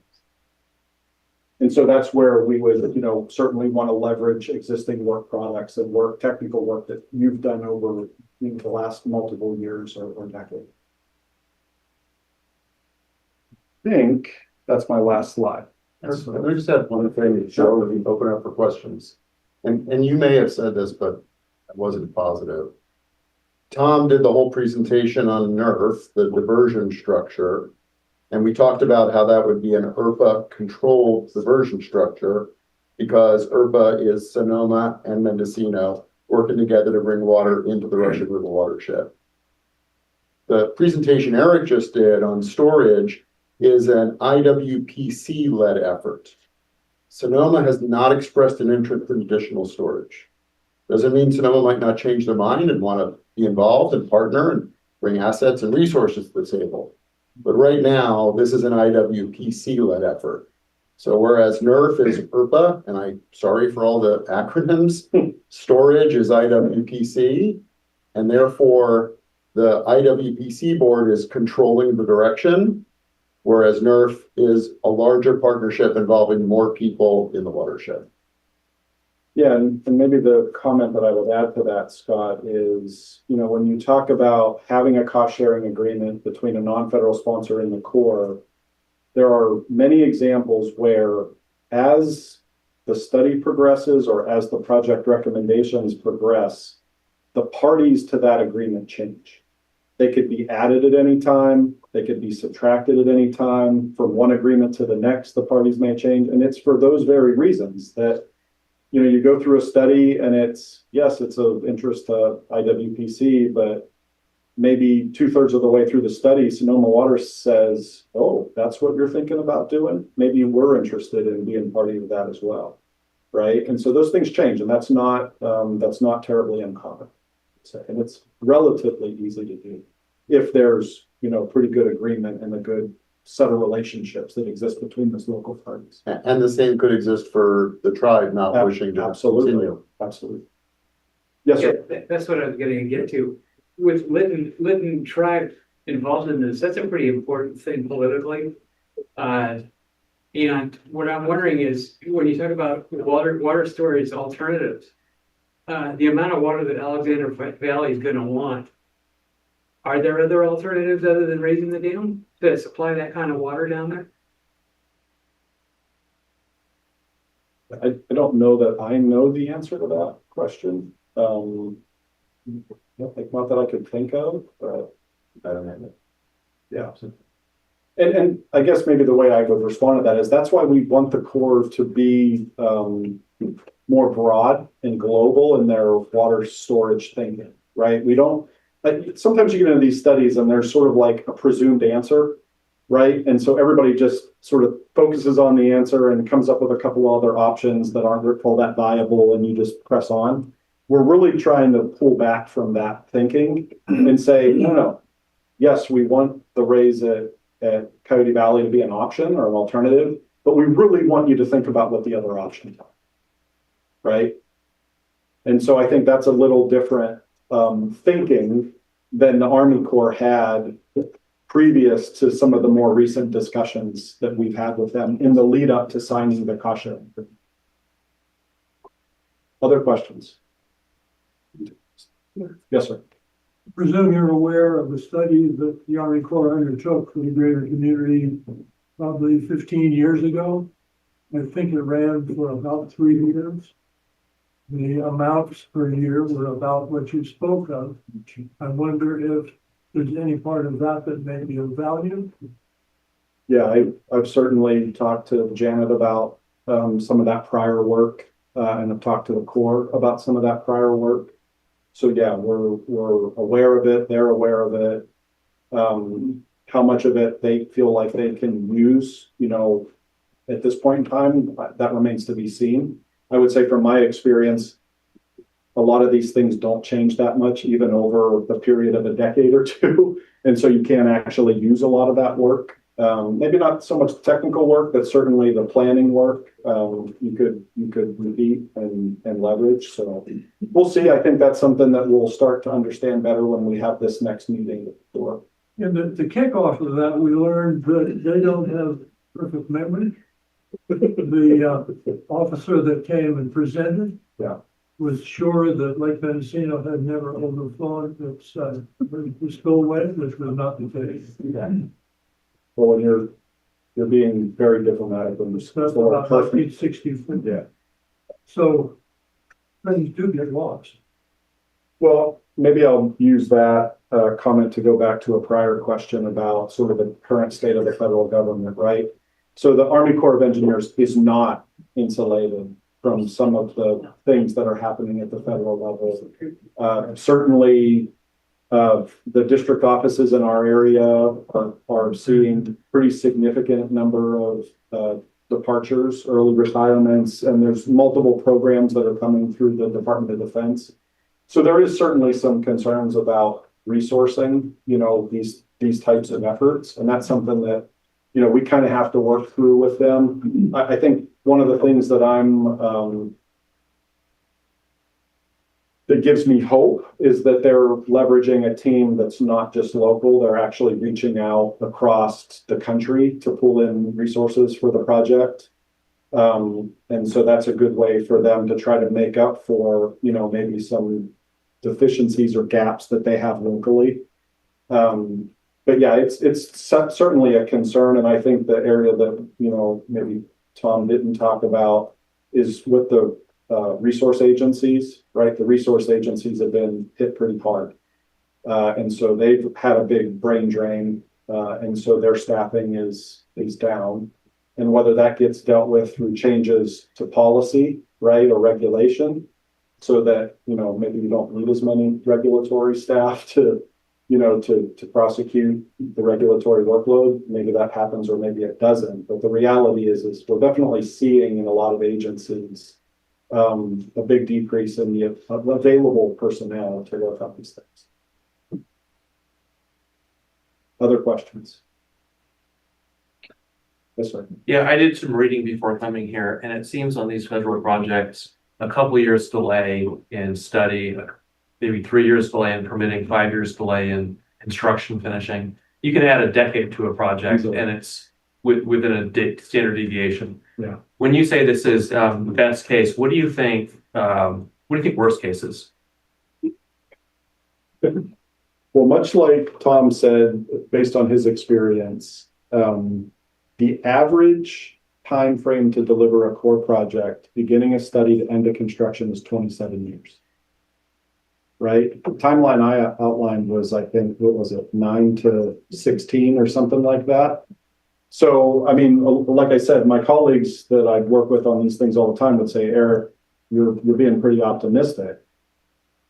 But, I don't think anybody goes into a process thinking, you know what, I'm going to be done 27 years from now, right? I mean, it's a little bit of a death by 1,000 paper cuts thing, it just happens over time and you really try to fight against it. But I tend to refuse to go into these processes thinking that that's where we're going to end up. Are there different decisions we would make if we might be looking at a 27-year build out? Would we focus on some more immediate storage to hold us over? Yeah, I think the way I would answer that is I think you really think carefully as you go through the study phase, what do we get from each of these recommendations? And depending on the scope and scale of those recommendations, like the more complicated, the bigger, the more expensive, the more likely it is that the timeline is going to grow, right? Because of just all the complexity of, I mean, it's almost a self-fulfilling prophecy for large scale infrastructure projects. You know, we as humans are optimistic. We go into the process and next thing you know, the cost doubled and the schedule tripled, right? I mean, it's across all infrastructure categories, transportation, water resources, you know, everything. So I think really where to scrutinize the process is in planning and thinking about, man, we're going to raise Coyote Valley Dam 35 feet. And these are all the things that has to happen to accomplish that. And it's a, hundreds of millions of dollars project. Well, that has a lot more likelihood of expanding in scope and maybe budget than a simpler project that maybe gets you a lot of what you need, maybe isn't the full answer, or something that's simpler and can be used as part of a portfolio approach to dealing with storage issues. Thank you. I'll note as I get up, that Candace has all of these slides and can make them available to each of the clerks for each of the boards. And so board members can get it. They can be made available to the public. So you just have to ask for them, and Candace, you can distribute them out. So this is our last section. And then hopefully there'll be some more questions and good discussion. So I've listed here a bunch of tasks, and the tasks with check marks, which I know you can't see so well in the back of the room, we've accomplished, and the ones with boxes are still waiting to be accomplished. So we built the coalition to support continued diversion, which I would argue when I got involved with this project in 2020 wasn't really assured. I'm not saying I got it. I'm saying we worked hard to get there. We've convinced PG&E to support the proposal, which was also an accomplishment. We've already obtained grants to plan and design the new diversion structure, and we're grateful to Sonoma for helping and really leading on that. We've got DWR grant to study groundwater in Potter Valley. I believe Janet ran a workshop on that a number of months ago that was open to the public for people to learn about the work that was done and the results that we're getting as well. And Supervisor Williams, to your comment, like that's an example of other things, right, that we might explore in the shorter term if we're not feeling good about the path we're on. We negotiated the water diversion agreement. It's just about done. And now we're starting the federal study that Eric talked about. We also need to prepare a CEQA document to support construction because nothing is built in the state of California without a CEQA document. And our friends at Sonoma are already working to identify budget to be able to do that. We need to work on the Lake Mendocino study that Eric is leading our local efforts on. Explore other storage options. Your question was what I was thinking as well. We need to participate in the FERC proceeding. We need to raise funds to ramp up activity. Everyone who's staff for IWPC, raise your hand. There's not a lot. We're the entire consultant team right now, and we can't do everything that you've heard about that needs to be done. So we're making progress, but it's a curve. It's ramping up, and it needs to ramp up to keep going. And so here's a list of some of the interim costs that IWPC will incur if we continue on this path. We're we work at your direction. We're good at running projects and the things we do, but we need to know the board and the community want us to keep doing it. And we're assuming you do, because that's what the IWPC board has told us. And if that changes, we trust you'll let us know. But we're advising that there's a bunch of stuff that we're going to need to start spending money on. There's IWPC and IRPA overhead costs. We need to actually flesh out IRPA more. It has had 2 meetings. It doesn't have any staff. It doesn't have really anything at this point. And if it's going to lead a CEQA process, right? If it's going to actually pay bills, it's going to need a process for doing that. We need money for the feasibility cost share. We are lucky that Lytton is here, and we probably are good for a year-ish. But at some point, money is going to be needed if we continue. We need to pay the consultants that are working on this stuff. There will be financing costs. How we raise money in the short term costs money to do. There is an existing grant from USDR, but there is a local cost associated with administering that. The Potter Valley groundwater assessment that we talked about already, we need some more work to continue on that. They have not finished their evaluation. Potter Valley project transaction with PG&E. These meetings to negotiate the documents and work with PG&E takes money. There will be permitting and data collection, the water diversion agreement process as it moves forward. These all cost money. And so here is a slide, and this is, on the other one I said sample cost, and it's really the same. These aren't real. These are our best guesses right now as we look forward. And in 2025, if we do everything we're talking about doing, we could spend almost $1 million at the IWPC level. In 2026, it could jump up to $2.5 million. Some of that big jump is starting to pay for the non-federal share of the study.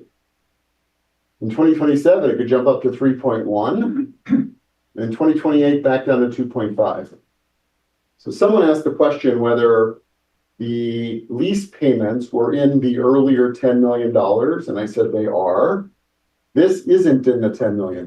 This is the transactions to get to the $10 million. And it's real money. And in the interest of full disclosure, the consultant team sitting in front of you, we're this piece down here. And it's not nothing, but you can see it's not anywhere near the biggest piece of this. There are a lot of outside consultants, outside trades, outside costs, contributions to the federal government, support for Bureau grants that are going to be needed in order to get this done. And so I want to share this because I guess the bad news part of the story is we're a little bit like the dog that caught the car. Now what do you do with the car? There are costs involved in it. And it becomes a decision. Like, well, are we better by doing none of this and waiting for the water to be turned off? Are we better by spending the money and trying to find a way to keep the water flowing and find a place to store it?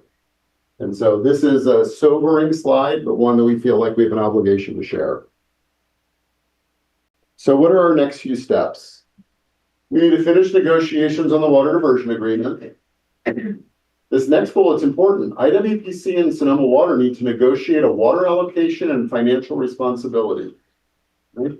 Someone said you have 32,000 acre feet and we need 30,000 just in the Ukiah region. That only leaves 2,000 for Sonoma. How does Sonoma feel about that? Well, I don't think Sonoma would like that very much, right? We need to negotiate how we're going to handle those years. And then we need to do everything we can to be able to divert the 50,000 so we all have that water. But even separate from negotiating with Sonoma, we need to negotiate amongst the family. In a shortage year, what happens then? Phil's been leading a really important effort to figure out what our needs are. At some point, that's going to lead into a discussion of in years where we don't have full need, what do we do? And there's also the financial piece of it. It's easy to say, I'll take water. Are you willing to pay for the water as well? So that all has to happen. We need to engage with Lytton and USACE, the Corps, on the study, as I've indicated. We need to review the IWPC structure and make sure it's adequate for future needs. Right? This is a structure that was created years ago for a very different circumstance, and we're coming into a new world in which we need to really go back and look. And I've had some very positive conversations already with Jeannie Zalesi, who's counsel for Russian River, who's on the phone, and Phil is counsel for Ukiah. just to start thinking about what that looks like. And Jeannie's already made a list of some changes we might make to that. And so the lawyers, and we'll bring Cliff in as well, and we'll really make sure, county council as well, that we are considering what the organization should look like from a legal perspective, and we'll bring that back to the board for it to look at. We need to consider a staffing model for IRPA and a funding model, develop a funding model for IWPC. And then the last bullet, which is maybe a little corny, we all need to be ambassadors to advance this effort and secure water for the region's future. This is why this meeting happened. We talked about this at the IWPC board meeting. Have we done an adequate job as an organization to explain everything so that people could be educated and could ask the hard questions and hopefully agree? But if not, at least we hear what the concerns are, and then we can talk about what's appropriate for the community going forward. So I think that is, yeah, so that's my last slide on that. And I just want to say thank you for adopting me as a member of this community. I'm a carpetbagger. I live in Sacramento, but I work around the state on flood and water projects. And every place I work, it's like where I live, because I know what it is to be without water, because I work on water projects all the time. I know Tom and Eric feel exactly the same. And we appreciate the opportunity to work with you. I'll say now, since the county is not staying for the closed session, thank you to the supervisors for making the time today to come and be educated on this project that's affecting, at least 30,000 acre feet of water reliably coming into the Ukiah Valley right now. We're grateful for that. And why don't we pause and answer questions of the board, and then maybe we can do public comment on the session. Scott, really quick, Supervisor Klein would like to make a couple of comments. Sure. Yeah, through in the Water and Power Commission, we've had an ad hoc committee putting together some materials, right? Because so much has been happening, particularly within the last year. And that's information that we are all responsible with sharing with our boards and then sharing with the community. So we have a consultant on from KP Public Affairs who's been putting together some materials and supporting documents for all of us to have. And so she's going to jump on and share that really quickly. And I believe we have some hard copies available to be passed out. And then Mari, do you want to add anything? I'm a member of the ad hoc committee along with Supervisor Klein. I would just say your comment, Scott, about ambassadors, is IWPC being a good enough ambassador led to that. That was a perfect segue. So we're hoping that with this document that we're going to share with everybody, that there will be the beginning of all of us being ambassadors and talking about the project and all the work that's been accomplished and what's ahead, and importantly, how we're going to finance the coming years. So we hope that, you all take this to heart, that what we're going to share with you and be ambassadors in our community. To you, Allison. Okay, excellent. So as you heard, Allison? Can you hear me? Hang on, we're not hearing you, Allison. Hold on. Okay. I'll keep talking until you tell me you can hear me. Can you hear me now? Can you hear me now? Now? Let me try unmuting my laptop and see if the speaker works there. Hold on, Allison. Allison, say. Can you hear me now? Yeah, hold on. Let's move this. Okay.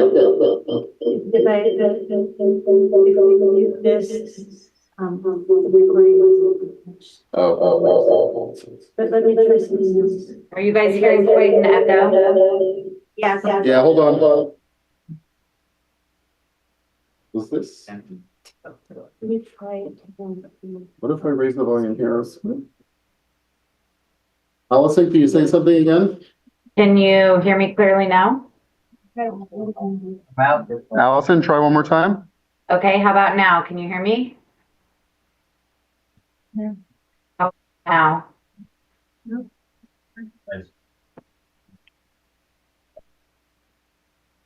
Try it again. Okay, can you hear me now? No, because it'll not the same, What if I move this feedback. far away from the owl? Would that work? No, you'd have to go out of the room. If the main one, it should work. But if I mute the main one, then the recording for the meeting, I'll just.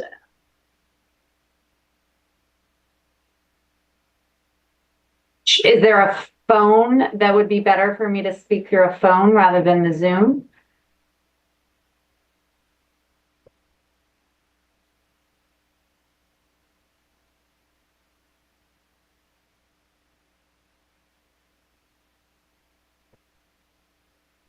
Allison, we can hear you now. Go ahead. Okay, you can hear me now? Yes, but we're just not going to be interactive. So we're going to mute ourselves while you're talking. No problem. Okay. As you heard in the intro to this section, the IWPC Communications Ad Hoc Committee has been working on the approach to broader communications around this topic and refining the messaging because we need to be sharing this story. What you just heard from Scott and Eric and Tom is really important information. They had your attention for 2 hours to get you up to speed on this topic, and we don't have the luxury of having that much time with people out in the community. So this communications ad hoc committee has really been trying to figure out how to distill basic information into tools and materials that can be used by IWPC member agencies and the electeds and the staff that are part of those agencies to help build up the level of awareness and understanding in the community. And so, one of Scott's closing points there was about being ambassadors that can help share information and advance this effort and position the region for secure and reliable water in the future. So there are 2 documents that we wanted to touch on very briefly tonight. And I believe that Candace should be having hard copies for you. We won't try to screen share right now.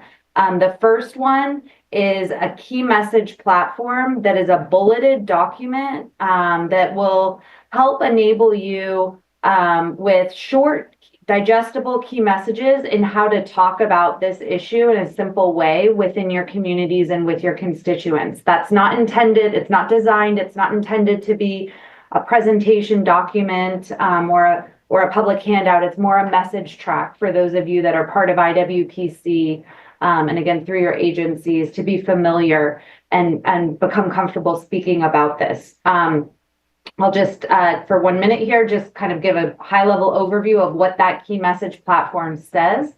It simply tells the story that you heard tonight. So first point is that changes are coming. The status quo is not an option for how water is delivered and managed in the region. So second, we have to act to protect our future water supply access. As you heard, continued water diversions and access to water supplies was not a given in this process. We have to take action. The next point is that this has been years in the making. This is a long process with a lot of stakeholder discussions, cooperation, compromises where needed. Trying to figure out how to balance the various interests. This point is important because there have been some in the community that have started to frame this as a new or a sudden, change that could be, easily diverted. And that's not the case. This has been a long time coming. And now we're at the point where there is significant progress and momentum. So again, as you heard tonight, we have this MOU for water access. We have the launch of the feasibility study. These are important points to make the community aware of that real substantive work is being done to advance the position and enable us to have secure water in the future. The next point is that the real only path forward where there are continued water diversions into the Russian River requires building that new infrastructure solution. So that message point is really about the NERF, as you heard. And the last point is that this is a once in a generation change. So the system that was in place for more than a century is going away. We need to modernize and transition to an updated infrastructure solution that can deliver that reliable and sustainable water supply.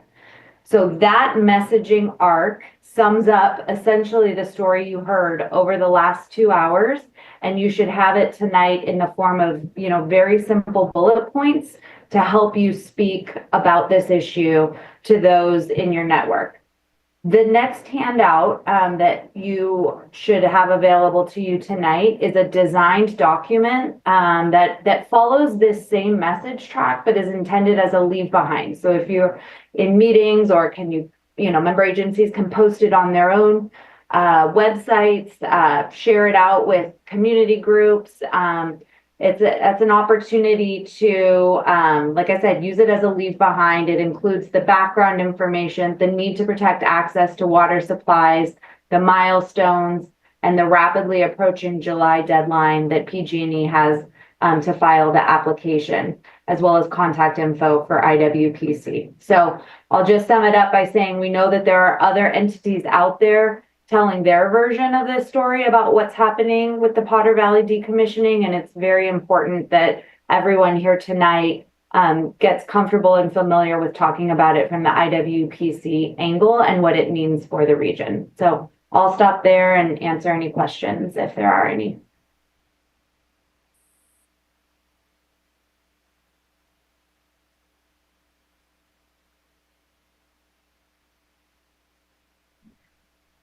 Okay, Allison, there's a question. Hi, Allison. And the question is, will there be more documentation forthcoming? This is step one, and then there will be more public education happening?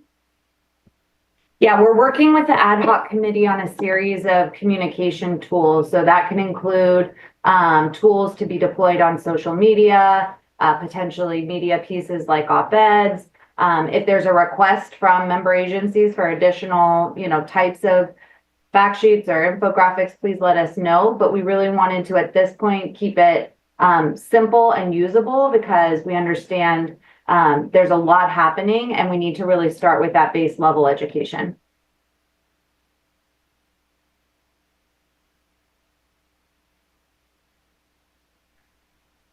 No other questions? Thank you, Allison. We're gonna mute you, or ask you to mute yourself, and we'll go back to the way we were doing it before, so we can take questions in the room.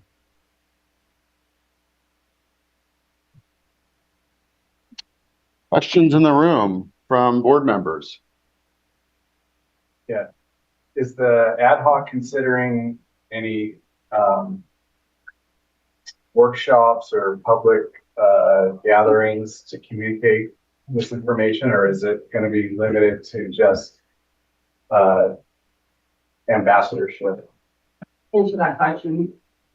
We've had discussions with IWPC of having a workshop or a community town hall meeting. I would say that's outside of the scope of the ad hoc, but those conversations have been taking place at IWPC, and would welcome feedback from all the boards on what that model should be.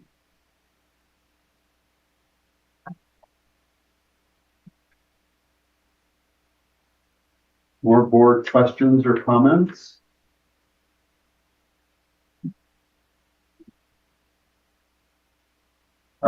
I guess I'll ask a question of the board members if I can, and maybe it's the flip side of the question, sir, you just asked. You were asking about workshops like for the greater community. What would the boards like? IWPC gets this every month.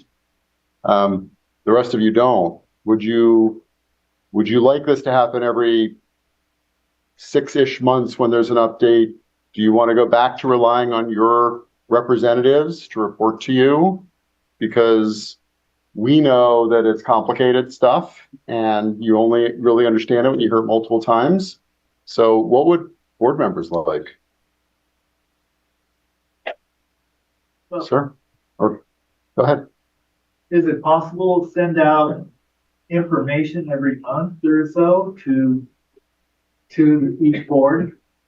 If that is the way the boards would prefer to get the information, we could put resources into updates, and those updates might ultimately get used in talking points or newsletters as well. If that's how people would like it, we can do that. Yeah. I think it's getting close to where, because I've been on IWPC for quite a while, is to finally get the public involved with this and go outside our boards. If you guys are in agreement, start to jump jump this and get it out there. I don't know, I don't know if this is the answer, but in print, in the Press Democrat, I mean, it's time to take this to the voters, and the people are going to pay for this. Thank you, Tom. Yes.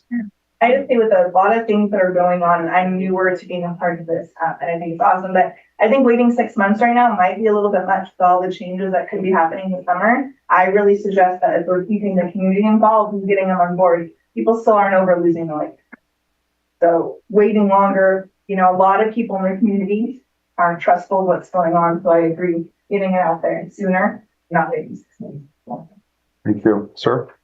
Will serve list that you could sign up for to have stuff pushed to them or notified that new stuff is bumping. Maybe we have keeping something that I think as a tool. And I do see a benefit in having meetings like this periodically. And I agree with the point that a half a year might be a bit lucky. Thank you. Candace, do you have a push list now where people can sign up with an email address on IWPC and they get information? We do have a form on the website, but we can probably make something else that says if you want updates, we'll send them to you for that. And we have a new, on the back of your color sheet, it gives the email address for IWPC. That's the general email address. I get all of those. So if you have any requests or any questions or whatever, you will get an answer and we'll put together a list.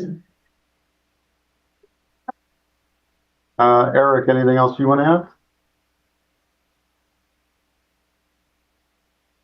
Tom? Any other board member questions? Oh, wow. We just paused and suddenly they came up. Okay, I'm going to go back to Eric just because he belatedly raised his hand. Yeah. So one of the things that I didn't stress as part of my presentation is when you're doing an Army Corps of Engineers feasibility study, that means you're also doing a NEPA document, an environmental document at federal level. So it's the form of an environmental impact statement, and that does have public engagement as part of the required process. So there will be public scoping that happens in a public draft feasibility report if you get to that stage. That would engage the public directly. So I just want to share that that's not something else. It was on one of the slides that I didn't see. Okay, thank you. Yes, Guinness. This is a comment rather than a question. I get to talk to a lot of people who are interested in this issue, and nobody quite understands how we're going down this route. But I learned something tonight. Now, it's something I may have missed at another meeting, but basically, PG&E coerced us into going down this route in order that we wouldn't protest them taking down the dams. They had their own reasons for wanting to take the dams down, maybe getting somebody else to pay for it, but it seems to me that we're going this route because I asked a question tonight that really wasn't answered. Is this study that they have come up with saying that the Scott Dam is unsafe, has anybody seen it? Has anybody observed it? Has anybody looked at it from a standpoint of, are there mitigating things that could be done that are cheaper? Everybody says when we get through and we have a certain amount of water that's coming through, but we're missing storage for it. My response, we have storage for it. It's called Lake Pillsbury. And standing in the way of that is this mythical study that supposedly was taken. And I think that we'd be doing a great service to our community if we demanded that study be shown to us. If it in fact shows something really dangerous, fine. But we don't know it, and we've gone off on this route with the predicate that dam is about ready to go down, and we've got to get rid of it. And for reasons that really, every time I ask questions about it, I've referred to FERC's lawyers, or and I'm not stupid. I'm not a lawyer, Maybe that's probably because I'm not stupid.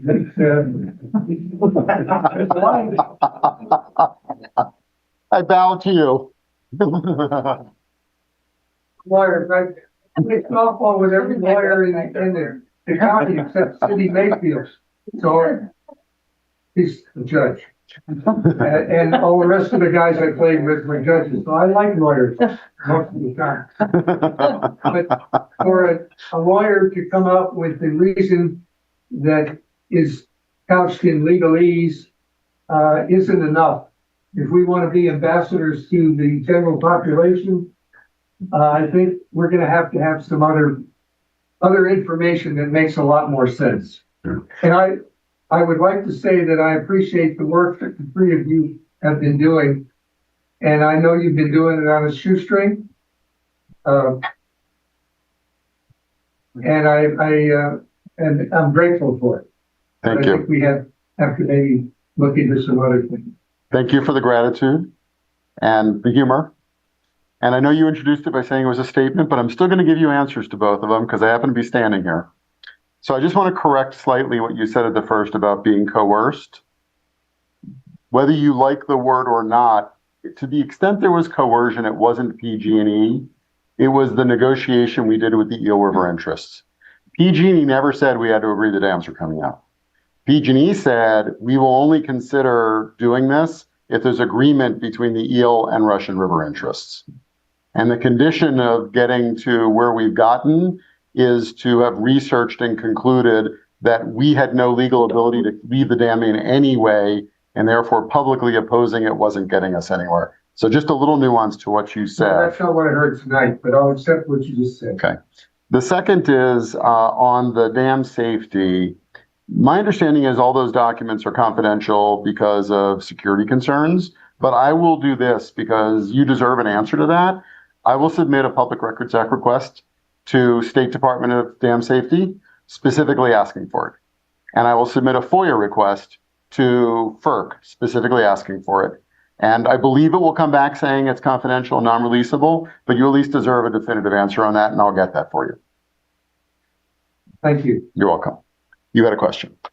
Eric, on the feasibility study that looks at the range of alternatives that may be something other than raising the reservoir or a modification of that itself, does that extend to lands that are currently outside of the federal project property? Sure. And if it does, what role is the Corps required to play in a project that they fund that's outside of that current project footprint, and like, how's that work? Yeah, that's a great question. So, again, one of the things I didn't emphasize because I was going a little bit long is the operations and maintenance phase. And there's two paths. In some more limited cases, the Army Corps of Engineers is the operating and maintaining agency. That's generally only true of commercial navigation projects and multi-purpose dams. In almost every other case, the non-federal sponsor who signs the project partnership agreement, which is what facilitates construction of a project, becomes responsible for operations and maintenance. That agreement also requires that non-federal sponsor to acquire all lands necessary to construct, operate, and maintain the project in perpetuity. So there are examples, even for dams that are maybe not as substantial as something like Coyote Valley, where the Corps will construct the dam and will turn it over to a non-federal partner to maintain in perpetuity. And so that partner would be the acquirer of the real estate, and then ultimately the project would be transferred to them to maintain. Yes, sir. So, Eric, I had a question regarding the NEPA statement you're talking about and opportunities with public engagement. Does that also then, we can say public engagement however we want, that also provides public comment to perhaps cause a lack of focus in the Corps and cause increased expenses? Is that correct? I wouldn't say that's generally my experience. I think that for maybe sometimes even to interested parties' dismay can be pretty good at ignoring or maybe not fully responding to some of that public comment. Right. And I think they do it in the context of trying to, and I think they have to do this, to be honest, in the context of trying to remain true to the scope of what it is that they're studying. Because a lot of those public comments, you know, like it happens in any community and any large project, you get a lot of stuff that's related, but not directly related to the issue at hand. And so they are pretty good at culling through that and not being distracted by it. Maybe just if you let me, there's one other comment that I'll make, and this is just kind of like Tom said, this is Eric Nagy's opinion. I don't believe that the public engagement associated with NEPA is by any means sufficient public engagement for the types of projects that we're often talking about when the Corps is involved. And so it tends to be the case that depending on where this all goes, I would certainly recommend a lot of the types of things you're already talking about, which is to expand that public engagement beyond the minimum that's necessary as part of an environmental compliance process. Yeah, and where my point was with that was just to reinforce the importance of public engagement, to get out in front of it so that we don't create, you know, this occurrence where we can have a lot of just extraneous conversation that we don't need. It's going to cause more space. Community support is important to deploy. And it can come a lot of ways, and lack of community support can happen. Just a question for Eric, Tom, and Scott. Wouldn't it help us out with ultimately our argument to do this project, including the raising of Coyote Dam, if PG&E, and I understand, well, this is what they want, but why can't they publicly present what's wrong with the dam, the earthquake study, the turbines that don't work? If they could just simply confirm that, all of a sudden, a lot of these splinter groups that are going to give us trouble don't have much to go on. If the dam is crappy and they say so, we're home free. Well, nobody's home free, but it certainly is going to quiet down a lot of crap that's coming our way. But what do you guys think? Why? I know that they can just say it's a confidential, but it also behooves them. So why can't we get these answers to quiet everybody down? I don't think I can answer the question of why we can't get the answers. What I can do is commit that once we get through the water diversion agreement and them filing their application in July, Janet and I and Tom in those meetings can start pushing them again on it. I'd rather not push them until they issue their application with our project on it, but I'm certainly willing to push them again on the importance of their messaging addressing those key points. So if come August at our IWPC meeting, I'm not talking about it, Tom, please remind me. Okay. More hands. Let me just make sure there's no more board member questions if I can for a second, sir. Yes, sir. Question maybe for Eric, I guess. Is there any chance the Army Corps of Engineers would take over Pillsbury Dam? Work with the Round Valley Indian tribe, and they take control of it. Army Corps of Engineers does oversee it. Well, it would be wrong for me to say it's not possible, because almost anything is, particularly when Congress authorizes it, right? It's highly unlikely. I mean, the question has even come up, you know, with regard to the Bureau, the Bureau of Reclamation and Technology Facilities. The federal government typically doesn't have an interest in taking on that risk, right? It's just not in the federal interest to do it. And I talked a lot about the study process is about determining federal interest, and federal interest is really about the worthiness of federal investment. And the question would come back to, would it meet that standard? And it seems like it's highly unlikely that it impacts anybody. But I mean, I think with the questions, for John, the next year's, maybe we can't say that with any conclusiveness because we don't have the information upon which to make a firm statement. But yeah, I guess it's possible. I feel like there's maybe some other concerns in the other watershed that would be counter to sort of maybe break the coalition that's been built. So I think there's some other factors to that, but yeah, I guess the possibility is maybe building on Eric's comment. So you recall the process slides he put up. Back to 2 acts of Congress. Congress has to authorize studying it to be considered, and then has to authorize accepting it. And Congress needs someone to say that they're going to pay for it, because we don't know what it would cost. Again, it's to your point, we don't know exactly what's wrong. But if you imagine that it's a several $100 million expense, Congress doesn't spend several $100 million without a benefit. So they need someone to come to the table and pay to fix it as part of that acquisition. And it just ends up being a real challenge. On the related issue that Eric mentioned, a gentleman in my office is the former regional commissioner of the Bureau of Reclamation. And I asked him, I want you to figure out if there's any path for us to go to the Bureau.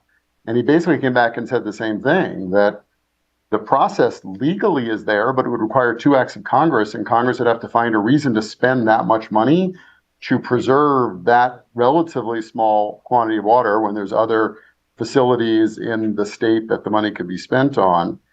And there's also a lot of sediment behind that dam. So its capacity isn't even what it once was. And there's still fish issues. Endangered Species Act, if the federal government's owning and controlling it, it has to figure out how to get fish past it. And Tom, how tall is that dam? 250 to 300. 250-foot dam. Like a fish ladder is, I'll just say, challenging at that point. So I think Eric's right. It's not impossible, but it's highly implausible. Yeah. Does anyone, and this might be already answered and I'm just late to the table, why do we have to take out both teams? If the one at Lake Pillsbury and our sale is bad, why wouldn't we just keep Cape Horn, let it overflow in the winter and stop it and like use that whole riverbed that is used by, recreation? Like, is that an option that's been explored? Yeah. So I guess I have 2-part answer to it. And I'm going to ask Tom to answer the second one.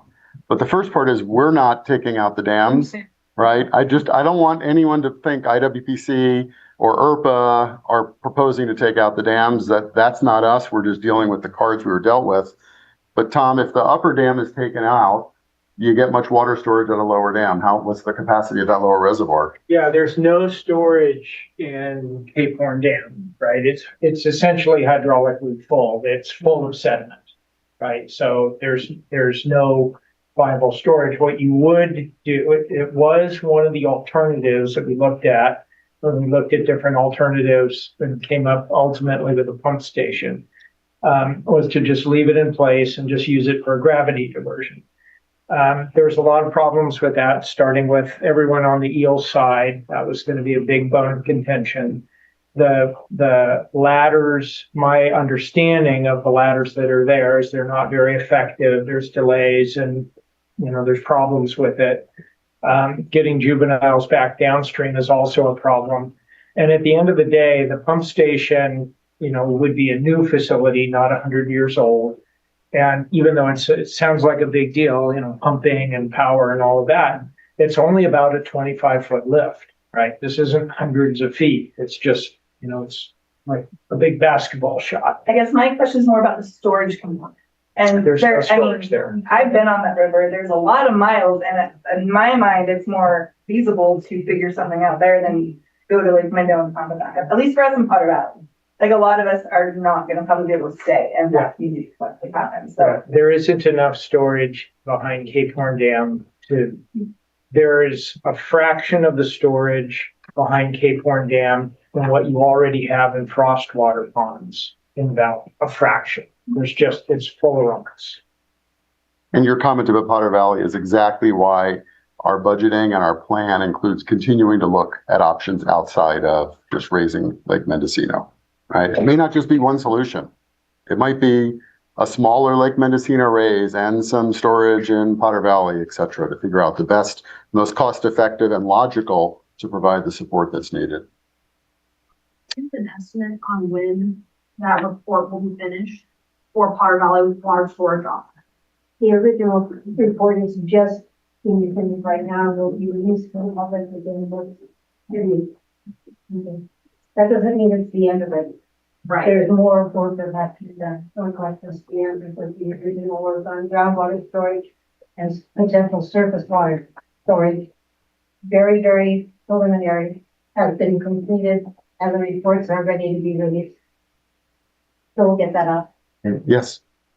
It seems like Lake County is having a lot of community meetings, and they're certainly about the whole scenario. So is IWPC reaching out to Lake County in any way?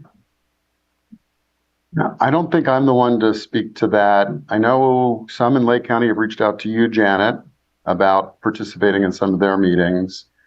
But I don't know about any other outreach right now. We haven't really reached out to them specifically. We're happy to answer questions anytime you want to pose to us. So we really have quite a dramatically different scenario and involvement in the entire issue than Lake and Clement. I mean, they're obviously concerned about like Pillsbury, people that have recreated there and lived there for multi-generations of people who own homes there. Unfortunately, they did not come to the table originally when the partnership was forming. And when they did finally decide to, they were not allowed to for very political reasons. And I think that our focus has been, well, I know our focus has been on what impacts are going to be in the Russian River and how we mitigate them, how we live with them. That's the path we're on, how we deal with them. And so we haven't really concerned ourselves with Lake County's concerns specifically, right or wrong. We have focused on it. And they have not spent a lot of time actually reaching out to us, right? And we've changed our congressional representation to which was And they did make a presentation to the IWPC board. yes, they did. To supervise. And they did at the Russian River Forum when that was in place. And their responses always sound like the preliminary to a lawsuit. And I would imagine they're going their own route, and that's true. And I don't have any knowledge of that, so I wouldn't be surprised. Yes, more board questions. Hi, I'm just curious, this is the first time I've ever come to this meeting. I'm just a regular citizen here in Ukiah. And I wondered how many other people here are just regular citizens and don't hold a position in the government or one other? No, this isn't Nickerman. Okay. And some are staff. I was just And curious. there's a woman back here who raised her hand too. Yeah. Just curious how much, or just the public Yeah. attended this. We have a lot of work to do. Supervisor Williams? See, a lot of us are volunteers on boards. Yeah. We're involved in this, but. Right, but yeah. And all of our meetings, there's 5 different boards represented here this evening, and all of our meetings are public meetings. People are invited to all of our public meetings at all times. Oh, yeah, that's not what I'm saying. I'm saying how much of the public is actually taking the initiative to come and listen and hear what's going on. That's always a problem. Yeah, right. Thank you for coming. Yes. Supervisor Williams? Yeah, so back to the public outreach, I think this is a really good start. But what is the first ask of the public? What is the goal in informing the public besides their general curiosity of what's happening? I heard one mention of it'll be voters who decide. What will voters decide and who are those voters? It's certainly not voters across 3,800 square miles of Minnesota County. It's a subset. What is that subset? So I'll offer my perspective, having not thought about this a lot, right? So this is an off the cuff response. One, there will be a funding mechanism developed, and we will talk about it extensively in open meetings of IWPC. And people may wish to be involved in that discussion to know how they will be paying. Are they a farmer? Is it an annual fee? Is it a per acre foot fee, for example, right? There will be questions on how to scope projects. Eric talked about the public scoping on the core project and looking at different options. They may wish to weigh in on one alternative over another, or pursuing multiple alternatives is another way. Depending upon how the community decides to fund certain aspects, I'm not presuming anything, but there are taxes, parcel taxes, assessments, right? People would be asked to vote on any of those if that ever came forward. For the process with ERPA, the NERF project, that too will go through CEQA and will be scoped. People may wish to engage on that. So I don't have actions that I can identify to you, but those are some of the things that I can think of off the top of my head. Yes, and then sir, you've waited a long time. We're going to go to him. Go ahead. From my perspective, this is simply a shot across the bow, and I can only ask that my community take the time to stay aware of what's going on, because as it's so obvious during the presentation tonight, there's so many things we still don't know. There's so many directions we still don't know what direction we're going to go in. And so just asking my community to take the time to stay engaged in this, because it is going to water life. It is going to affect them. And if they don't come, and they don't know what's going on, then it's going to be a real kind of hard thing to swallow. And it comes time to be out and so staying engaged. Looking at this.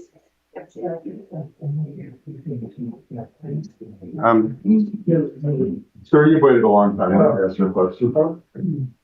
I'm the oldest guy in this room, the oldest guy in the Minnesota County. The oldest part of it, I don't well understand that. I went to the Lake County meeting last night, all right? I didn't see anybody here there. But I can tell you that they're upset. They're upset as can be. And one of the reasons they're upset, and I know you guys have worked like crazy on this, all right? But you've done a hell of a lot of work when you haven't gotten to the people. There's 5 counties involved, all right? I've been to Sonoma County, I've been to Lake County, I've owned property in Lake County. They're gonna lose $300 million of assessed valuation when you pull that dam out, fellas. Okay? That's gonna hurt like hell over there. I think there ought to be some consideration given to that. I'd feel a lot better about the whole thing if our supervisors, we got 5 counties with 10, I don't know how many supervisors. Let's take 2 from each county, put them together, and let them make the decisions and decide what to do. And let the rest of us know about it. And if it has to come to an election, let's have an election. Okay? But I feel like St. Guinness does down here. We're being pushed into something, folks. And I'm sure it's not right. And we just don't feel good about it. We don't feel good about it because we just don't. I mean, it's something, you say, oh, the dam has a fault line through it. Every house in California has a fault line through it, for hell's sake. I mean, the dam's been there 100 years. That's pretty damn good as far as I'm concerned. If it needs repair it. But I can see after this meeting today, the only people who are going to make out, I think if I was PG&E, I would say, tear out the dam and let's start pumping water. We're going to sell you lots of electricity pumping water. We're going to make money like crazy. Okay? Somehow you got to design this thing so that we don't have to pay for the damn electricity to pump the water. It's going to cost the farmers around here. There won't be any more grapes growing here. 20 years from now, they'll all be gone. They'll be gone because you're paying $100, $200, $300 an acre foot for water. You can't make any money doing that. You can't make any money on any part of it. So do something to stop that cost of pumping that water. And you've got to do something about getting the supervisors in every county involved in them. Okay, that's all I want to say. Thank you. Guinness? Just to respond to her and his comments, this whole thing, and I've been saying this for quite a while, education we've got to educate everybody around, because the first reaction you get when you talk to people about it, even in spite of what's going on up at the Klamath, they'll say they'll never do that. This water's been here for 100 years and nobody's going to stop it. Well, there's some smart, well-funded people who want to stop. And I think we're doing as much as we can to stop and keep the water coming through. And we got to negotiate with Sonoma County about how much of that small amount we're going to settle for they want. It's all education, folks. And the more we have open session things and the less we have closed sessions, God, I hate closed sessions. Because every time somebody asks me a question, I have to think, now, Brown Act says that I was president of the closed session. I can't talk about this. And that's all something that a lot of people are saying, well, this is being done behind closed doors. And that's one of the things we have to avoid if we can possibly do it without jeopardizing our bargaining position, which is the reason we're in closed session. But education, folks, education is the thing. Yeah. Thank you for your comment on the open session. We really fought today to put as much in public as possible so that you have great information to share. We will have a closed session. It will be on some narrow negotiation issues. So I can talk about it. Talk about Well, everything. your choice. Really quick, I want to say something. Guinness brought up something that we haven't even mentioned tonight, really. And that's the effort on the other side of this project that is adamantly opposed to this diversion continuing in any way, shape, or form. We haven't talked about it. It's real. They're powerful. They have a lot of people on their side that don't understand the situation either, but are happy to fight to keep that diversion from continuing. And I think it's something that everybody needs to keep in their mind. Sometimes you have a path that you're forced to go down, and you do it because that's the only way you survive. Even a lot of people on this side of the thing think it's a binary decision, but the Potter Valley Project or fish, and they'll go for the fish. That's absolutely true. Yeah. So, I mean, it's something that we haven't brought up until Guinness just did. I'm sorry that we didn't, because that's a very important thing that we've been all working on and dealing with for quite a number of years now, is how to walk that line and protect our interests at the end of the day. And they have nothing to lose. So they will push to the limit as much as possible. Yeah. Cliff? I just want to say one comment on education. This is someone that representing the Potter Valley Irrigation District, who we have done some public forums, and we have tried to engage the public. And I would say, from an anecdotal perspective, what people want to know at those meetings is, when is this going to happen and what is it going to cost me? And I think it's important to provide that information, but I think it's also really important to provide the context of what happens if this project doesn't go through. Because I think the context that people are comparing right now is, what do I have now and what will it cost me down the road? And that's an important point of reference, but there has to be the other point of context of, if we don't succeed in this and we have 0 acre-feet of water coming through the diversion, what does that look like for each of the water agencies? And it's different for different ones, but it's a dramatic impact on every water user in this region. And everything from farmers not being able to irrigate at all to the city of Ukiah not being able to provide municipal water that it's reliant on needs to be stressed, so that people understand this is going to cost more. There will be an economic impact, but we have to be willing to figure out how to pay for that, lest we end up with a very dry region. And actually, to your point, Cliff, we can identify through outreach by each of the water districts to people in the water districts, but there are many folks in Mendocino County who divert water out of the river who aren't in one of the water districts. And that's why we really appreciate the chance to educate through the county, because you're the only agency or entity or board that speaks to those people. So we appreciate your participation as well. Guinness, you said we have to negotiate with Sonoma. Speaking of negotiating with Sonoma, I'd like to introduce David Manning, who's sitting in the back of the room, who is our project manager from Sonoma Water Agency. And he has been a great partner for us. as has the agency. He is probably more than anyone else responsible for the Bureau of Reclamation grants that are now coming through on design of NERF, and we haven't put money into that. So it's another example of Sonoma leaning in on our behalf. David, anything you want to offer before we move to the next section of the meeting? I believe that nothing's been raised in this room has been all discussed a lot of our constituents in Sonoma County. I think your consultant team has provided the most accurate update information that's available about the project. Very forthright. There's nothing that we're discussing you haven't talked about here in this room. We're committed to this project in Sonoma County because we really think it's the key to water reliability in Lake Mendocino for the future. I personally feel a lot of questions about the effort to try to keep the dam in place.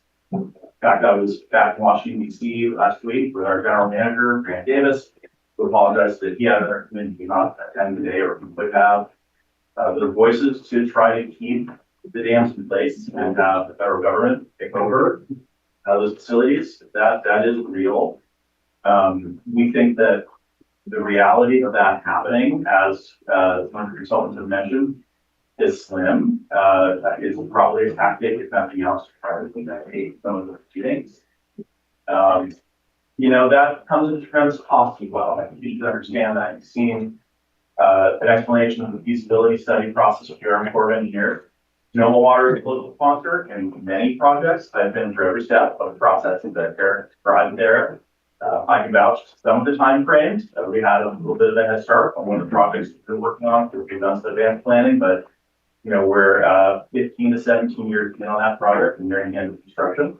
It does take quite a while, but if the Army Corps, for example, were to take interest in that project or the Bureau of Reclamation, that is nothing like abandoned free water you get now. All of those costs are borne by local water users or sponsors, and it's incredibly expensive to work with the federal government.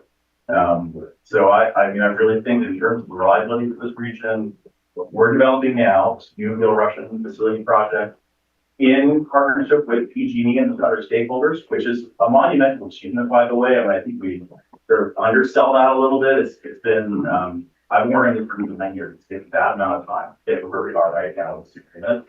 It's an incredible opportunity if you miss it. I think the diversion goes away forever. I don't think anybody else takes an interest in that dam. That's been tried. And we have to grapple with, a tremendous amount of unreliability in Lake Mendocino. There are some other facts and figures Tom had mentioned about the storage that results in the lake. It's not just there's production locally from the watershed in Lake Mendocino. The average storage volumes are like with diversion and without.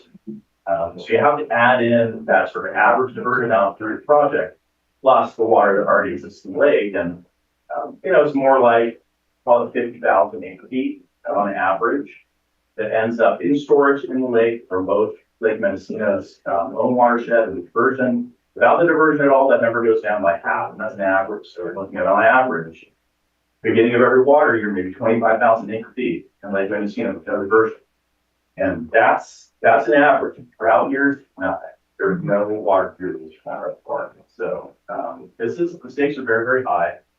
I think no matter how you look at it, we are in this position, not of our own volition, and it is PG&E's decision to walk away from this project. They own that project. It's theirs. They will advocate. We've asked them against providing the details related to the seismic safety of the facility because it's protected information, but because they're also thinking of this as a and they're not beholden to anybody but their shareholders to justify what they think is a good investment for that company. And they have selected this path. They are in that surrender process with FERC, and there is nothing that we can do as community water users to prevent them from fulfilling that process with FERC and surrendering and decommissioning the project. This is our opportunity to work with PG&E and walk away with some reliability as a result of. Thank you, David. I'll just offer one last quick comment and then turn it back over to the board. Who we don't have here tonight is Round Valley Indian Tribe. And I just want to mention that, and I suspect David agrees with me, that they have really developed into amazing partners with us. They are appreciating the need for the continued diversion. They are affirmatively supporting the need for the continued diversion. They told us recently that they are seeking to get from their tribal council a letter of support for the dam raise, which is whether it's meaningful to the Corps, I don't know, but it is meaningful as a public show of support for what we're doing. And Janet can tell you that there were periods of time when they were telling the fisheries agencies, let more water into Potter Valley. Like, you're being unduly restrictive. So they have really developed into amazing partners, and it just wouldn't be fair if I didn't mention that tonight. I would suggest at this point that perhaps the Board of Supervisors will adjourn its meeting, and then the public can go, and then we can go into closed session for the rest, if that is the will of the board chairs. Okay, so just before we adjourn. Sure. Just want to make sure, is there any other public comment? None from me. Okay, seeing none in the room. So we'll. I appreciate all the information that I've heard tonight.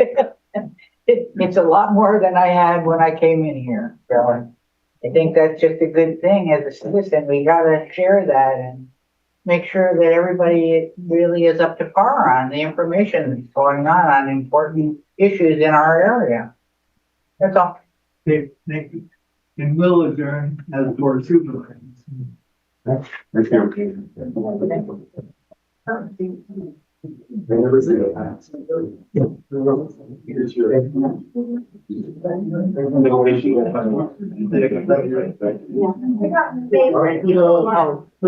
the public, listening to the conference, introduce yourself. If you're interested, you can sit outside and come back in afterwards, and we will report any action. I do not expect any reportable action. You're likely waiting outside for a while for no benefit, but it's your right to do so. And the remaining boards will have a pretty quick close session. Yeah. And we're gonna have a quick 5-minute break for people to use the bathroom. Oh, yes, yes. Do you think they didn't hear? Okay.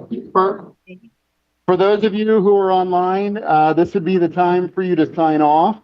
If you wish to, Jeannie, if you're still on, you can stay for the closed session as counsel. If you guys are members of the public and you stay on, we'll put you into a waiting room while we're in closed session, but there won't be any action afterwards. So you'll unfortunately just be waiting a while for no reason.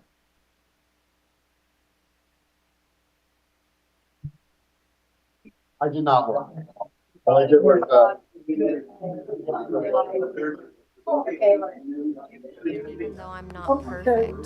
What I like the most is that she really listens. The support that she gives me is special because she does it with love, and it's just natural, you know. That's all I could say. It just feels like somebody that I've known since I was little. You know, I said to Jeanette, Jeanette, you're supposed to be with me for 5 years. Jeanette said, yeah, I know, I'm going to be with you guys for 5 years. That's when I said, well, I guess I can trust her. She's going to be with us for 5 years. Yo creo que quizás pasó como a la segunda visita o algo así, como que ya nos presentamos formalmente. Y luego ya creo que en la segunda visita estaba como todo más tranquilo, como muy, como que el ambiente era muy familiar. Entonces yo me sentí muy cómoda. Felt like she cared for Sparrow too, and Sparrow really enjoyed it. Yeah, she knew when Gabby came we were going to be making something or learning something, and she'd instantly start digging through Gabby's bags to find out what activity we were going to do. Not only did we get the assistance with this program, but we also made a really good friend. I'm happy to call Gabby our friend. I think the relationship that we've built has been she's a part of the family.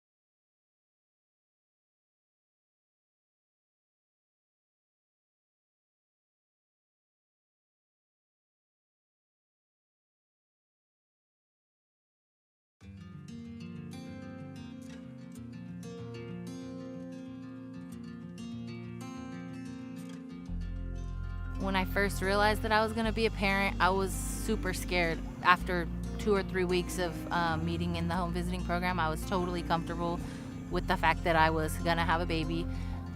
Yes, I was still scared, but at the same time, I felt like I had some sense of strength behind me. If I didn't have those resources that Jeanette provided me, I think it would be harder now. I got into the program and I realized, like, oh, this is nice. And now look at me, I work at a family resource center with parents and families, all this stuff. I'm so grateful that I got the opportunity to meet my home visitor, because without her, I think that I would be 10 steps behind from where I'm at right now. Pero pues aquí pues ya los enseñan un poquito más cosas que uno no sabía. Cómo cuidarla, cómo desarrollarla, cómo educarla, y pues es algo bien porque pues cosas que yo no sabía, pues ya usted nos las dijo y todo como consejos, y pues muchas cosas que se aprendieron. I don't know what's normal for a 22-month-old baby or an 18-month-old baby, you know. When we get together, we usually discuss and get some progress made with the baby. It makes me feel comfortable, and I associate my parenting with her, my home visitor, telling me, yeah, this is going great. So it's nice to know where they're at, what stage they're at for every parent, and also to give, again, your children that head start in education. If I had any questions with her, just call her up on the phone. You know, it was very relatable, very personal. And, you know, with her getting to know my kids, you know, she got to kind of help guide me along the way. I mean, there were so many cool things that I've learned. I went from a very like rough type of life. I was homeless, and she was able to help me get into school, and I actually have enough credits to graduate with the business degree right now. I think I really want to mention just that I'm grateful that I took advantage, because it's something that has put me in touch with my child, or closer to my child and her development. I want other people and parents to know that the home visiting is not something that you should be afraid of. It's actually something that is needed